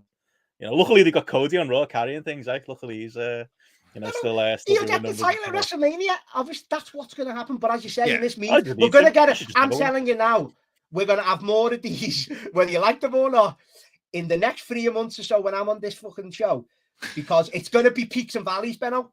You're going to, I can see it now. It's going to get fucking nailed this before it's even had a chance. It's going to get nailed. And then when Roman comes back... You can't say it hasn't had a chance. It's been 3 years. I'm sorry, I'm going to push back on that. You got to stop saying that. It's been 3 years. It's not been a month. For what, though? To say it's not being given a chance. People have been very patient with this. We are now months past the peak of the story, and we're still going. As far as the story goes, because there are TV shows that do great ratings past the creative peak of the story. Well, we're getting past the creative peak of the story now. Come on. I think that's the title there, the story. I mean, if it's possible to interject, and there's of course, both on these. Just to say about the match, it was boring as fuck. It was rubbish. I'll give it 2 stars. I was honestly, thank God I didn't watch it live. It was terrible. With this story, and you mentioned, I think the TV analogy is quite a good one for this, but I also think it's also more soap, because I think with wrestling stories, the best kind of wrestling stories are ones that they do have like a finite ending, but the after effects can end up coming back into other stories because it's ongoing. It never ends. The storyline never ends because the show never fucking ends. It's on every week, regardless, 52 weeks a year. That's wrestling. It's going to end at Mania. I can see at the end of this, I actually today, weirdly enough, lying in a dentist chair in fair pain as half my mouth was fucking numb. And I was trying to think of stuff to distract myself. So it was like, okay, where are they going with it? What does this story need? And I think the problem with this storyline is, and there's not really enough of, there's probably no more members of the family you could chuck in, but it needs a couple of other people in order for this to go. Yeah, Jimmy was someone else. You know, when he came up, matched up, I was like, oh, imagine that was, I don't know who, like Jacob Fatu or something. Like, I'd be like, oh, awesome. Like, you know, like something like that. Because I think Matty's spot on. This ends, him losing at Mania, and he's got no one around him. And it's the end of this mammoth run, and he's lost Jimmy, and he's lost Solo, and obviously Jay has gone. And they've all kind of seen through it. How we get through these next few months, in the way that if you are, because this is a successful storyline by every metric that they've had. Absolutely. One of the most successful storylines. If we're going to do a dollar and cents thing on this, you don't draw this crowd without like this stuff.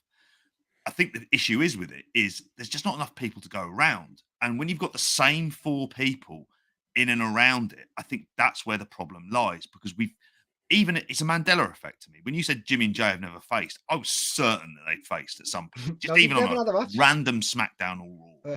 But I like at the same time, like I think there's things with this where you do need other new fresh parts into the mix. That's why Sami Zayn worked, because it was a completely fresh. You bring them back in though, JP. You bring them and Kevin back in. I think you would do 6-man tag at some point. I absolutely think you would do, and I think it's much for necessity rather than just the storyline. Is in fact actually Sami Zayn's massively over. Bit of both, and JP, and you get Kevin Owens in there as well. There's things that you can do in there.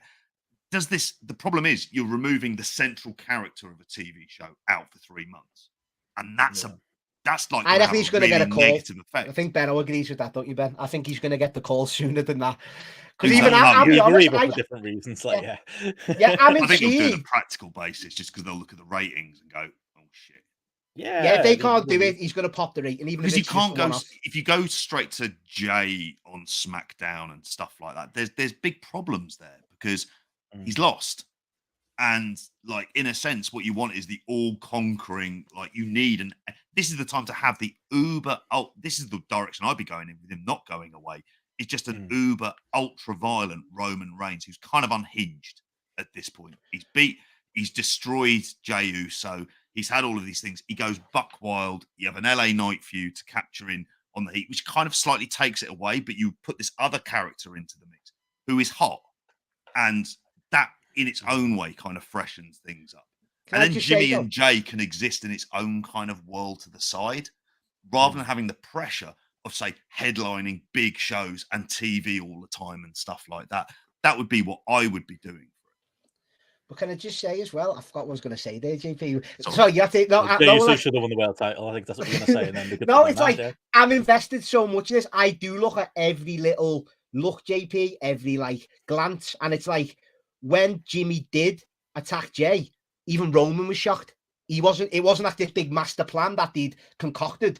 So, like, is Heyman going behind his back? Because, you know, ultimately, even though they treat Jay like shit, Roman and Jay have got that kind of, I don't know, but I'd like to see them as a tag team. That's what I mean. But I love that Gareth was spot on in one of our group chats. I'd love it, Benno. I would love stuff like that. They all came back again. That's the thing.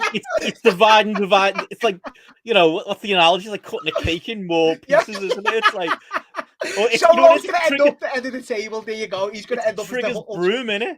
Like, you know, it's like there's supposedly two sides to the storyline war, but everyone's been on each side. We've replaced every side of it now. Like, does it even exist? Like, yeah, I can't see how they can get through this Roman. So what are you predicting then, Benno? Like, you know, what you're saying, like, I'm going to love it regardless, or whatever you think.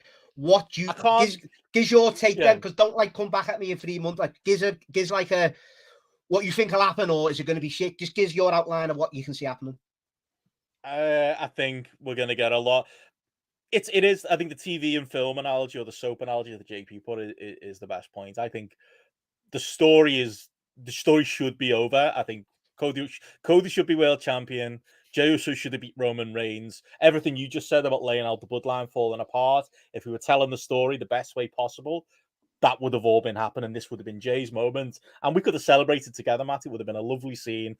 Crying tears as Jey Uso becomes the head of the table and beats Roman Reigns without the risk of him needing to become world champion. But we don't live in that world. The world we live in is the world we live in. So, yeah, Roman takes 2 months off. The story will be, you know, pretty lame for a couple of months. We'll have the same conversation about how it's completely run out of juice. Roman will probably come back, give it a bit more juice. I agree. I think you probably will get because Jey Uso's out on his own. Maybe that does mean a Sami Zayn gets back involved or something like that. But that feels like a bit of a rerun. That feels like season 8, season 9 of the TV. And I am becoming more and more confident. I mean, we'll get... I'm not going to be interested in one bit, but I know you will be. Solo Roman will probably happen at some point before the end of the year. So we'll shift those parts again.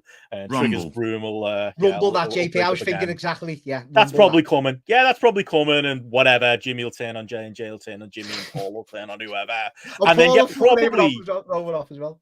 Probably Cody wins at WrestleMania, but let's see if no, we probably get there. Benno. That's guaranteed. That probably. For sure. That's WWE. You can have a second guess things, but don't want to hear this when he wins, because I hear that argument from both sides here, JP. That you know, Roman needs to be world champion because numbers, but Cody doesn't need to be world champion because the numbers are good without him having the belt. See the way he does that Jedi mind trick? That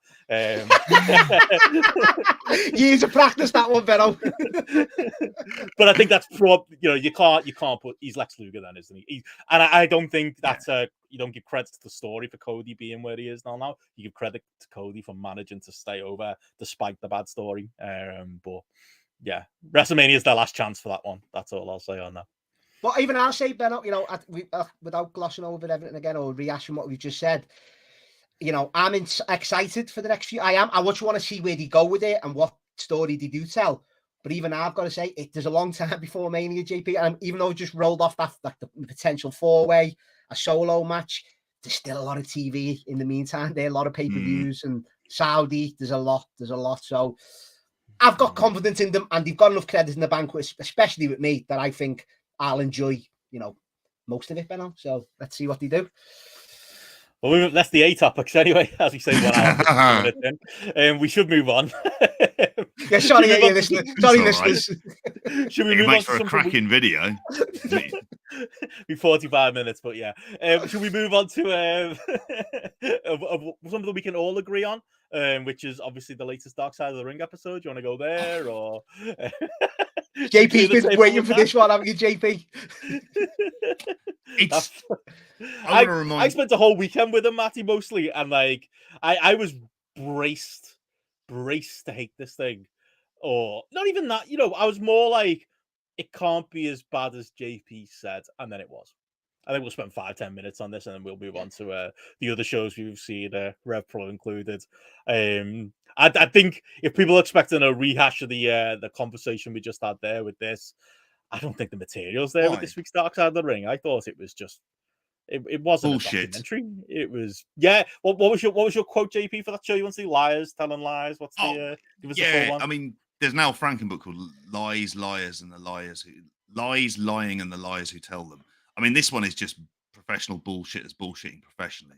Professional liars. But it is, professional liars lying professionally. But this is just bullshit from beginning to end. I'm reminded by, because a lot of this revolves around WCW in the year 2000, to which my mind goes back to, those of you who aren't on the Patreon, we did a show covering WCW in the year 2000, 4 months, and it felt like 4 years watching that. And I've seen it a couple of times, like this Millionaires Club versus New Blood, which Benno is probably still scarred from watching on there in WCW in the year 2000. This episode is just about fucking nothing. It is mostly Dark Side of the Ring. Don't get me wrong, there's a salacious quality to it. The title alone suggests it. There's an element of kind of sleaze to it, which wrestling has always had that element to it. But in this, it's kind of just like a big non-event, because it just makes you think all of these people, everyone is in the wrong. Immediately, everyone is in the wrong. No one on this comes out looking good. Whether you're Russo, you just think it's usual Russo shit. Bischoff is just selectively remembering stuff, as he always does about this. He never does anything wrong. He can't quite remember certain things. He's just a liar in a better suit who speaks nicer than Vince Russo. But he's no better. You've got Jeff Jarrett here trying to act as some weird moral arbiter in all of this stuff, which doesn't work, because it was just like, how long was it? He's saying, Hogan did this, shocking. Didn't mention the bit where he tries to hire him for TNA, goes over to Japan and hits him with a fucking guitar. That's very much like, there's nothing about that kind of stuff on there. Lance Storm, who I'm in agreement with Matty on this, the best moments in his career, the most highest profile moments, come as a result of Vince Russo booking and him in is it Team Canada? Is that pushing him to the moon, JP? You should be thanking him every day.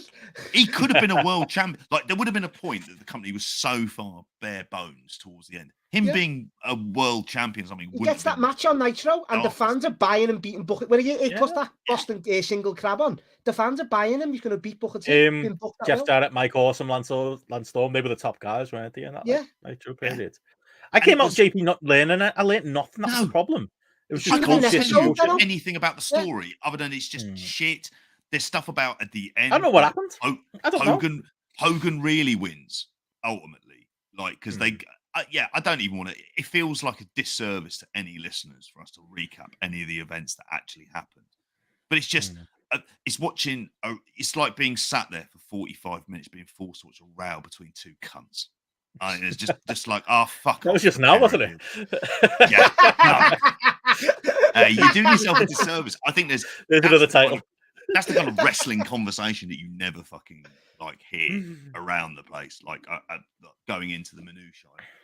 The thing with this though is it's just, the big takeaway in it is that Hogan's an absolute arsehole in all of this. It goes like, you watch Meltzer having to talk about this, and then Bischoff kicks off about Meltzer, and Meltzer's probably the only person, because he looks like he's upset at having to talk about this. And he's just like, fucking hell. But that didn't make for good material. That didn't make for a good documentary either. No, like, not at all. Meltzer's role was to be like, okay, Bischoff's bullshitting, Russo's bullshitting. Let's go to the journalist to give us the answer. He didn't know either. Like, that's not Dave's fault. It was just a bad documentary. Like, this felt like the producers were like, I remember last season when Vince Russo and Jim Cornette went at it, and let's recapture that magic. Like, some producer who doesn't understand the show or likes it for those reasons requested it, and then they did the episode. It was like, it was edited by a different team, produced by a different team. It was just awful. It was a bad show all around. Even the bit with the indie wrestlers pretending to be Hogan's, they were shit. Like, it was just like really badly done as well. I like the Jeff. Hogan's hard to pull off. I don't know. Yeah, did you feel like you learned anything from it, Matt? I know you're the Russo defender. I am. I come out. No, my point is, like, I I don't mind this topic being a Russo guy, but it just shouldn't have been an episode of Dark Side of the Ring. He was not too sleazy enough, JP. I know we don't want to watch people like about people's deaths and stuff and drug addictions, but that's like what the show's about, the proper like gritty horribleness it's also of it. The effect on families. It's a waste. There was nothing. It was a waste of time being a topic. Genuinely was. Yeah. Like, it was just weird. And I just get out of it what I always get out of it. And I know Russo could fucking save 20 million fucking puppies from a burning building and he'd still get hate. And that's just the way it is. And he's earned some of it. Those puppies, mate. No, and he's earned some of it. Fair enough. As soon as he says bro, you know he's lying. Yeah. Well. But JP, I always go back to the fact of he fucking wanted Hulk Hogan off telly. He fucking hated him. And that was a good thing at the time. You say what you want about he was a big star, Hogan, and he is and was and whatever. But no one wanted to see him in 2000. People are rewriting this. They wanted him gone. So Russo was trying his hardest to get fucking rid of him. Push these idiots like Lance Storm who hate him for some reason.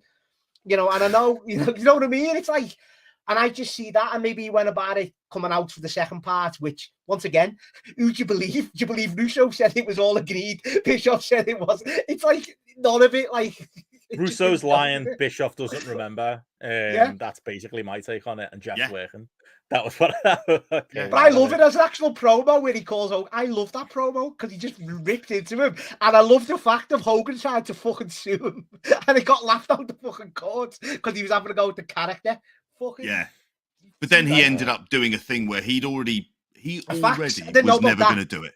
The facts. Okay, that's the only thing I didn't know about the story. I didn't know about the fact, but then and then he ends up getting a large 7-figure settlement out of it. God knows where all this money has gone as well in the meantime. So he's like, getting that into the mix. This is just the best bits of Dark Side of the Ring is where there is a degree of human interest. There is no human interest in this. No, there isn't. Even if you're not really into the wrestlers that they're talking about, normally when they're interviewing their families, wives, normally ex-wives, let's be honest, kids, you actually see the effect, the real life effect that this industry and the lifestyle that goes along with it has on those people. And you can relate to that in some small way.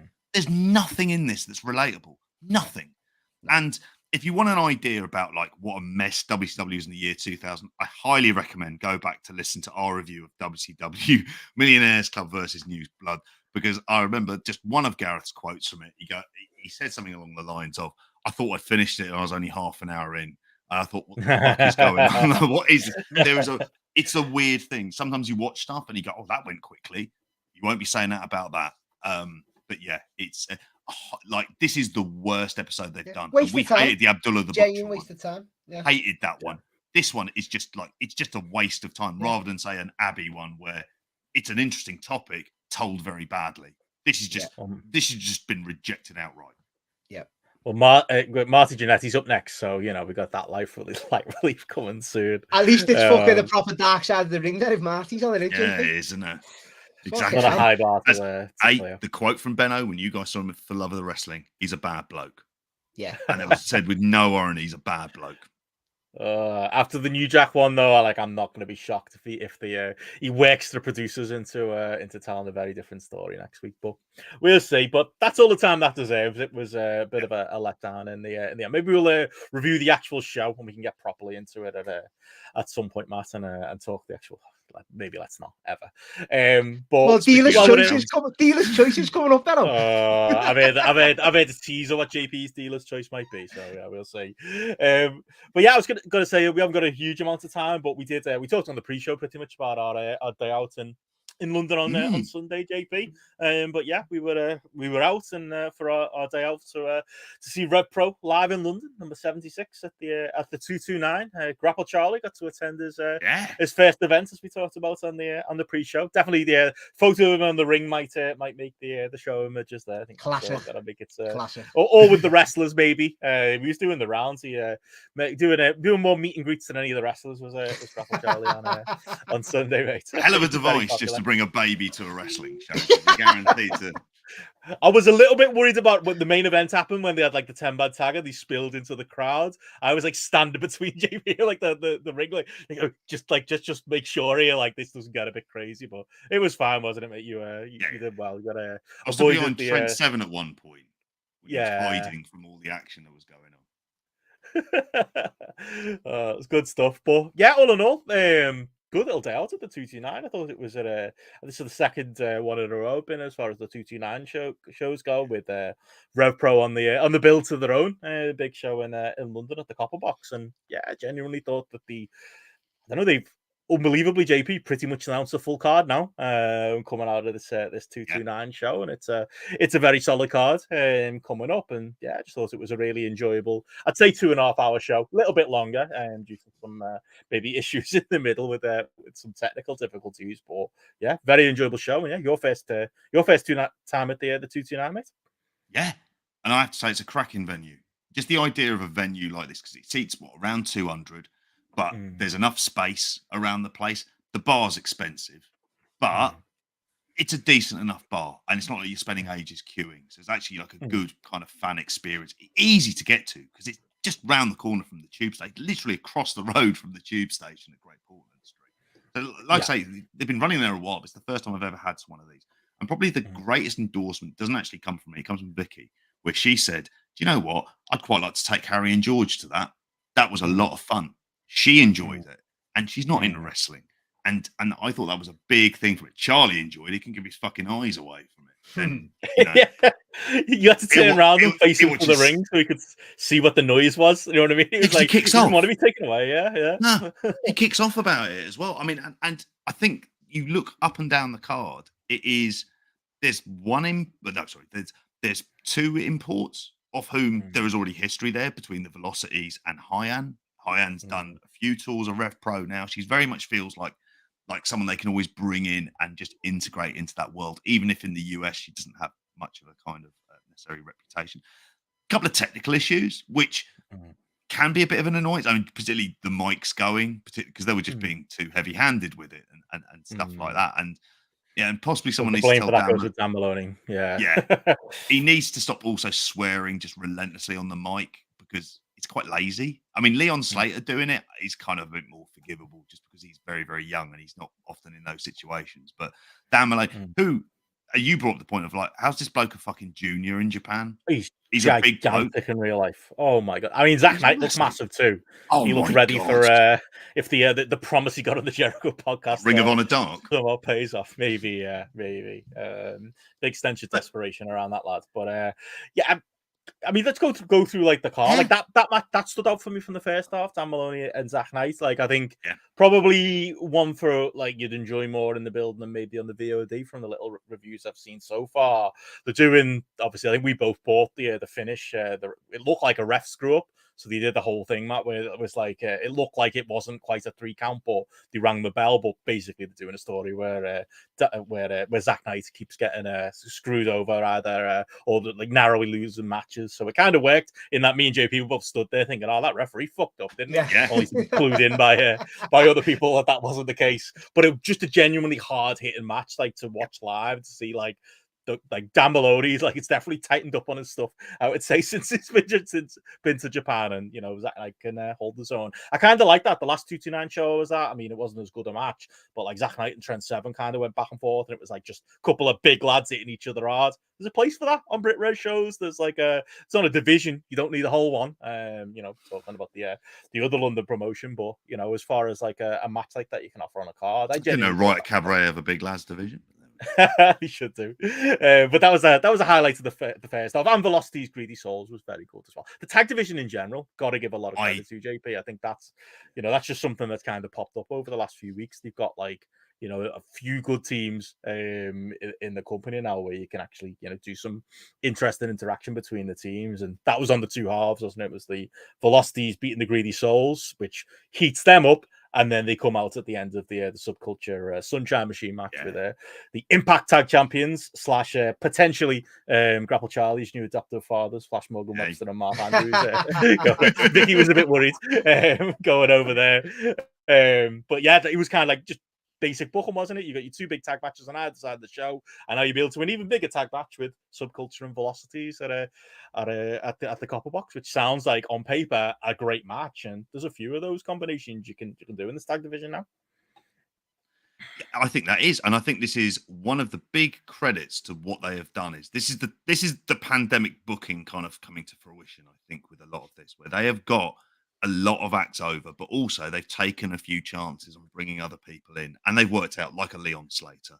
The velocities are much more polished, because I think there was a couple of times there were a bit of iffy spots between them and Greedy Souls, but it's how they got around them.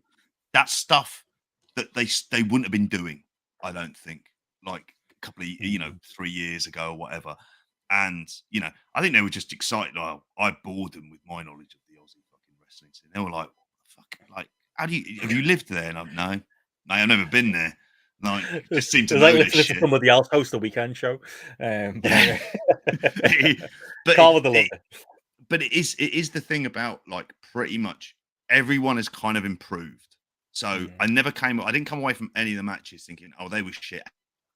And it was partly because it was a 6-match card, because the main event was always going to go long in a 10-man elimination match, and that's absolutely fine. I thought even Alex Windsor, like, I know there was the stuff on the mic afterwards and some people weren't as keen, but she kind of had to cover for it, and she did as well as she could do. It just dragged on. She just needed to get to the point. She needed to say the thing of challenging Mickey James. And that's what you did. And before the mic cut out again, which it did. Before the mic cut out again. Or just shout it out. Just go, hand over the mic and just shout it out, because everyone's going to be able to hear. But, I mean, if it's me, I think if you can get Mickey James for a couple more dates, then you put the belt on her. And I think if you have Alex Windsor with a beater, I think then there's more juice in that than having her beat Mickey James in a one-off appearance, which just feels like kind of traveling US wrestler putting over local star. Well, that was the thing. I just assumed Mickey James and Alex Windsor was on the card, and he formally announced it here with Alex Windsor challenging Mickey, which is the right match, as far as the division goes. Like, your big heel should be facing the incumbent babyface. So, and I was actually, to be honest, I was quite impressed with Alex Windsor. I think I agree. Maybe the promo went on a bit, and she probably belabored the point considering the tech issues. But as far as the way she carried herself and stuff like that, I did think there was a bit of a marked improvement there. And high hands, different wrestler to what I first saw. Yeah, definitely. Oh, yeah, that first, I think, Progress Sheffield or Birmingham show when I first saw her. She's one of those generic, woman who comes out at a Progress show and, isn't it crazy? She's throwing the middle finger up and it's a woman. Can you believe it? They did that with about 10 acts in Progress and it was always lame. She's kind of her own person now a bit, so quite like that. And I'd agree, the Subculture Sunshine Machine match. I just wanted a quick note on that. Yeah. There were a couple of awkward spots in that one, I would say, but I would say overall, and Subculture are fantastic. Like, you can tell, like I've said last time, you can tell they got that polish for all the negatives you can say about Enfield, and we might get into some of them in a minute. They are a polished team. They've been great on Impact. It's cool to see them come up with the Impact belts as well, to be there at a live smaller show, and there they are with the Impact tag team titles. But I thought Sunshine Machine kept up with them, absolutely. Not getting into not refusing, even by saying this, I'm getting into the redundant conversation about TK Cooper. This is a different TK Cooper than, in the, 5 years ago or whenever it was when he was in the team in Progress. His team with Chuck Mambo is just really good and not out of place in these matches. Maybe a slight step behind like a Subculture or a Velocities, or say they brought in like a Rascals or someone like that, but up there, and you can reliably plug them into these tag matches. A bit like you could do with Oku and Connor Mills. You can plug them into these tag matches and rely on them to deliver. I walked out thinking, they were great. They didn't look out of place. No, they have. Do you know what? They haven't looked out of place for a while. And if Impact coming over in October, if you're going to be using some team, like, use them, because frankly, this is the kind of stuff that does get them that little bit more exposure if they're kind of opening their doors further afield as well. And they're tag teams who can work that kind of high impact, pardon the pun, style, but also like kind of lots and lots of sort of like quite big flashy moves without the times when they were going to Progress where there would just be these ridiculously elaborate kind of spots that looked really daft. There was like none of that. It was very much a lot more stripped back, and can't praise Subculture enough. Just can I ask JP, are they on the show when we go? Wembley weekend, Subculture, they on the card. Yes, that's the one that just got announced. Yeah, Subculture. Them and the Velocities. So Velocities came out afterwards, and I said, you'll like Velocities, that are your type of indie tag team, Matty. There were a lot of moves with a Z in this. Well, I like really good mix. I like them. What I've seen on Impact, very good. They've just, Mark Andrews has always been like, he has always been good. Like, as much as top around the gimmick and presentation, I've never been necessarily always mad on. He's absolutely rock solid. And Flash Morgan Webster's raised his game. Like he's got himself into great shape. Like they work. You can just tell they've worked really hard. The acting title with Danny Luna, who now because she absolutely loved GRAPPL Charlie to bits, I'm more inclined to say, yeah, no, go all the way with her. Like, you know, I hope she gets like kind of in a pushing place because she adds to the kind of act, I think, overall. But yeah, this was like what I liked about the booking as well was that you could like actually I was kind of keeping an eye on Sunshine Machine when Subculture and Velocities were doing the whole like thing in the ring, and they were very much like they didn't just bugger off. They kind of half stayed, you know, watching it and then left. There's 3 ways, there's 4 ways you can do with them and other teams as well. So yeah, lots to look forward to with the tag division. I don't think you can anymore. AEW, isn't it? They're signed full time now with AEW, so probably not. But I would like to see Sunshine Machine and Greedy Souls in there, particularly like just for 2 teams who, when things were bad, they were the only 2 tag teams about. And shout out for Greedy Souls as well. They are a really good, solid act. I want to see them be monster faces in Cardiff.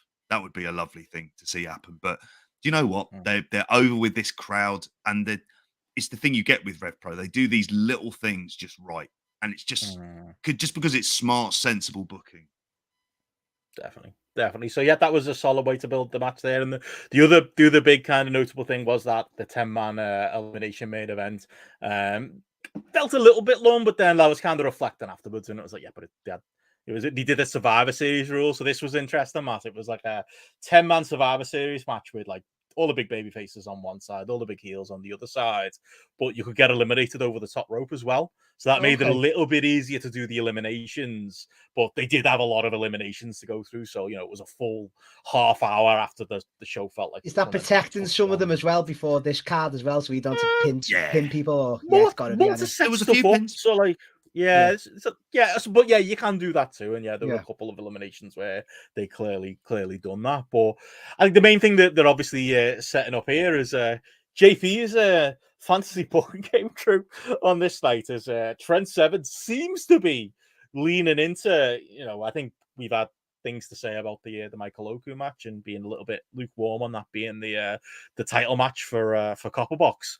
But Trent Seven seems to be as a heel, as well as doing the stealing the belt thing, leaning into the Enfield thing. Like his promo specifically mentioned Enfield after the match, so there was that in there as well. Obviously, yeah, Levi Muir it was that came out and helped him at the end to take out Oku. He was a hell of a looking bloke, I will say, gigantic. I didn't recognize him on sight. Apparently, I've seen him before, but it was like, as far as an NXT UK guy, I hadn't really, you know, registered that he was even there. But like, they seem to be JP putting together something there with Trent Seven. And yeah, like I say, and mentioning Enfield on the promo. I don't know quite know what the stable might be called if there's one coming. He didn't quite say Enfield no more, but it was something along those lines. Your fancy booking's coming true, mate. They should lean into it. There's obvious heat there. If Trent Seven treated going to Enfield and working for NXT UK like he headlined several WrestleManias, he writes itself, doesn't it? It's right there. I think it writes itself. I think you mentioned it was all heels and all faces. I think there was an interesting dynamic. They had Jordan Breaks on the heel team. Yeah, it was the odd man out winning. He was like the odd man out, but I kind of liked that because that'll work to other 229 stuff where it's just like, actually, I'm not really like you guys. I'm just a traditional wrestler. But it's the kind of mix of talent that they've got there as well. In all of this, like there's people like Wild Boar they had in there who was quite strong. I mean, he got rid of Shah Samuels, he got rid of Robbie X in there as well. But it was just the dynamics of this, and just like half an hour of kind of loads of stuff going on. And yeah, it probably was like at a point where it's slightly dragging towards the end, but I was generally fine with it. Like they kept the crowd. They kept the crowd. They did. They kept the crowd. That's the job, isn't it? You keep the crowd, and that's what they did. No one leaves going, that match is rubbish. It wasn't. It's just that it's going to have elimination stuff, so people are going to be kept protected. Like Trent Seven gets thrown over the top rope. He's not pinned. Protect your stars, JP. Protect your big guns. And Levi, I came away thinking Levi Muir doesn't have the kind of stench of NXT UK. Like, he is completely fresh, and by God, if he can work, like you look at him and you just think you'd sign him, Matt. Muscles on muscles. Yeah. Like absolutely tiny iron levels of muscles, I might add. I mean, Zach Knight probably thought he'd been feeling great about some of the work he'd done. He's in amazing shape. And then you look at Levi Muir and you're like, I've still got a way to go, haven't I? Fucking hell. He was WBF stuff. He wouldn't have looked out. He wouldn't have looked out. Give him a machine gun. Let him shoot some ninjas. Let him have some affair with some woman in the back, like the Milk Tray Man or something. Money. But this genuine, I just could imagine. Like, I thought that Trent Seven promo building up the Oakham when he ran away and then he cut the exhausted promo. Just you wanted Trent Seven to show that he can be motivated and has still got it, has still got his head in the game type of thing. And he's not someone who's like, well, I've done NXT UK now, so I'm just gonna like do a few live appearances and be what I am. You want a bit of motivation from him, and I think this gimmick, if they lead into it, could be something for him to sink his teeth into. One negative on the match, I thought, like I like what they're doing with Ricky Knight Jr. I think he's if they're gonna, there was something there with him and Oku. So basically, Oku and Trent is the big match for Couple Box, and Ricky Knight was basically beating the shit out of Trent.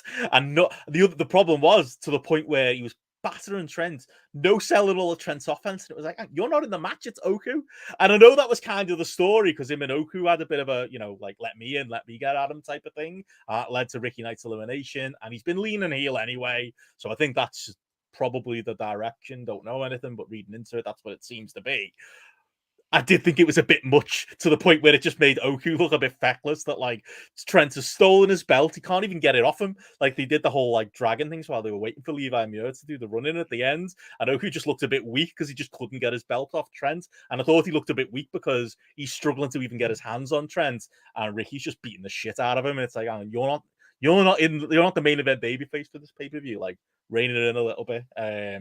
But still, there's the seeds of something good there. So all in all, it was good. And yeah, it was an entertaining main event, perfect main event for a little spot. A 229 show leading up to a properly big show.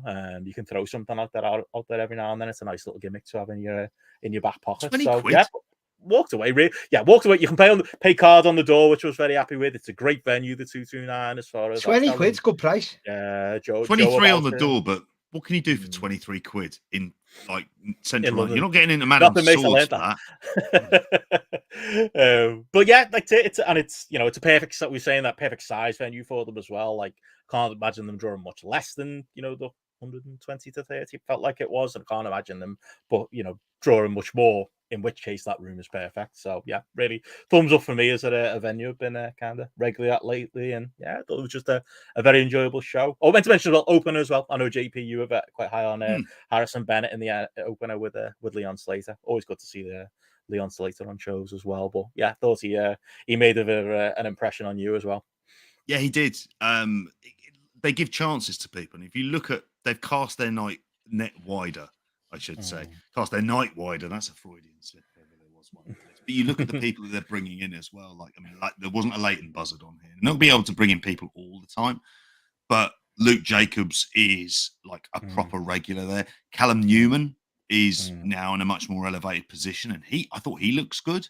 Seems like he knows who he is now a bit more. Yeah, yeah, you can see that he does, and I think that's Connor Mills too.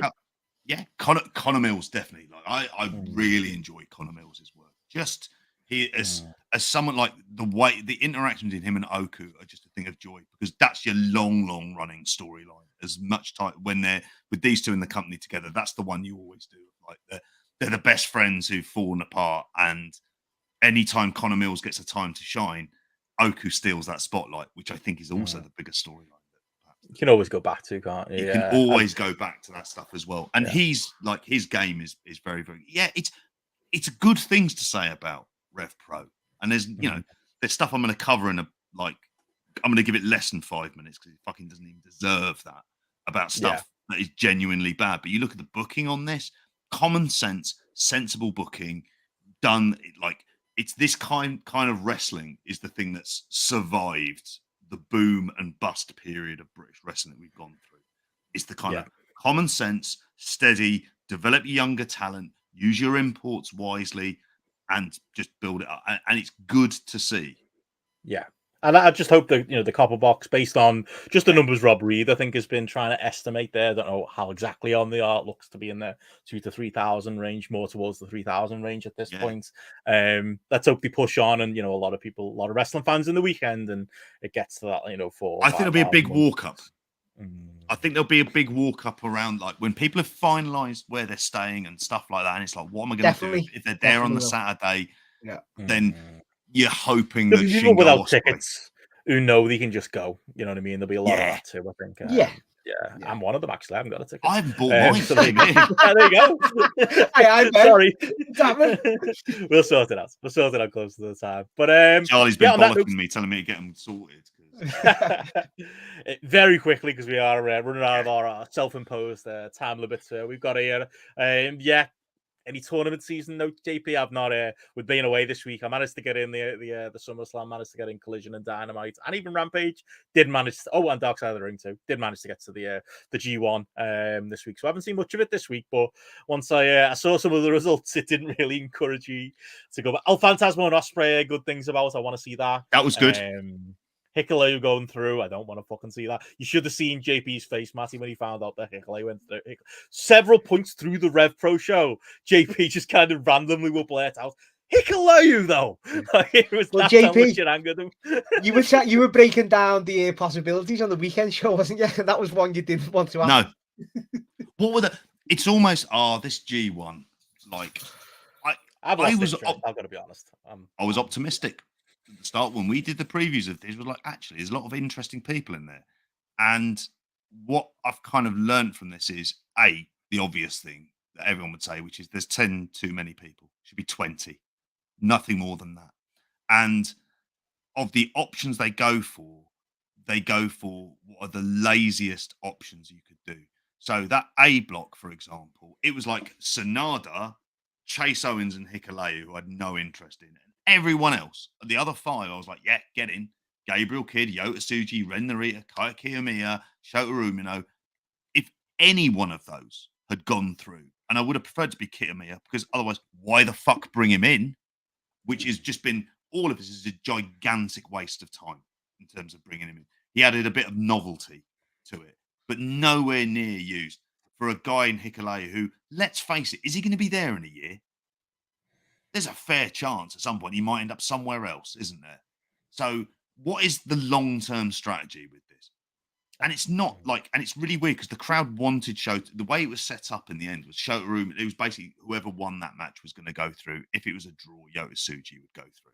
So you go, okay, it's kind of interesting like that. I think that was the scenario. God knows, there's normally loads of potential outcomes. And they went with Hikuleo. And the crowd seemed shocked.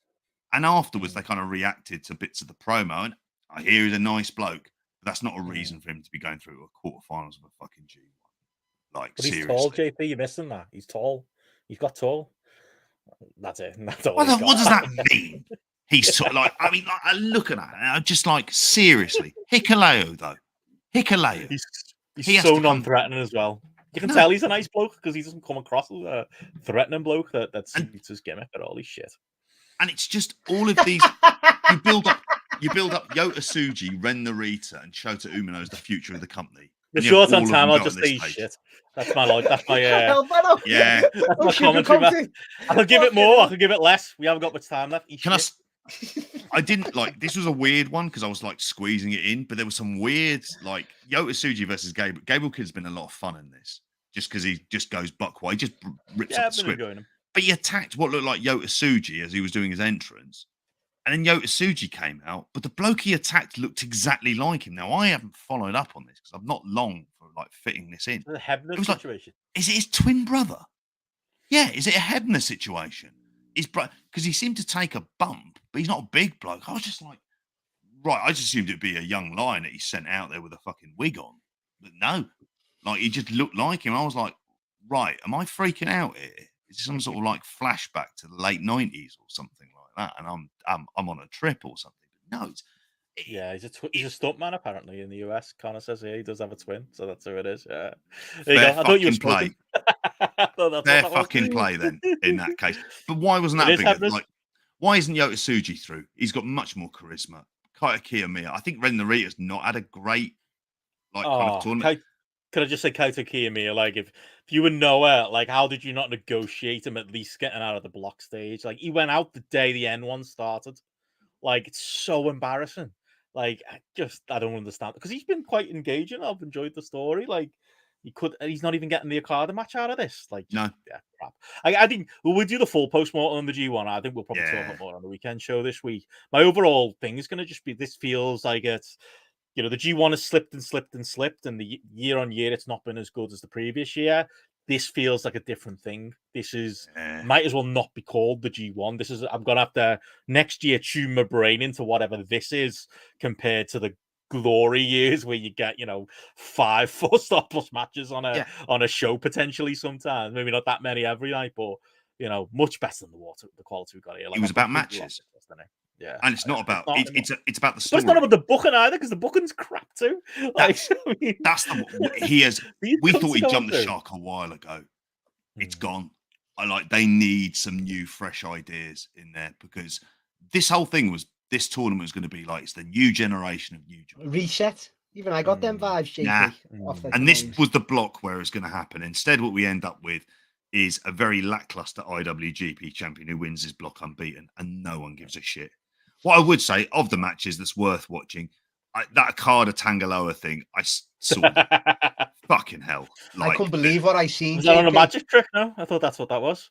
I thought it was Orange Cassidy gimmick, boys. Seriously, I've been told that's his offense, and I said this in the thing: The Miz, any lame WWE wrestler, has got better offense than what I seen there with Tangaloa. Like, Okada summed it up, whether it was working or shooting.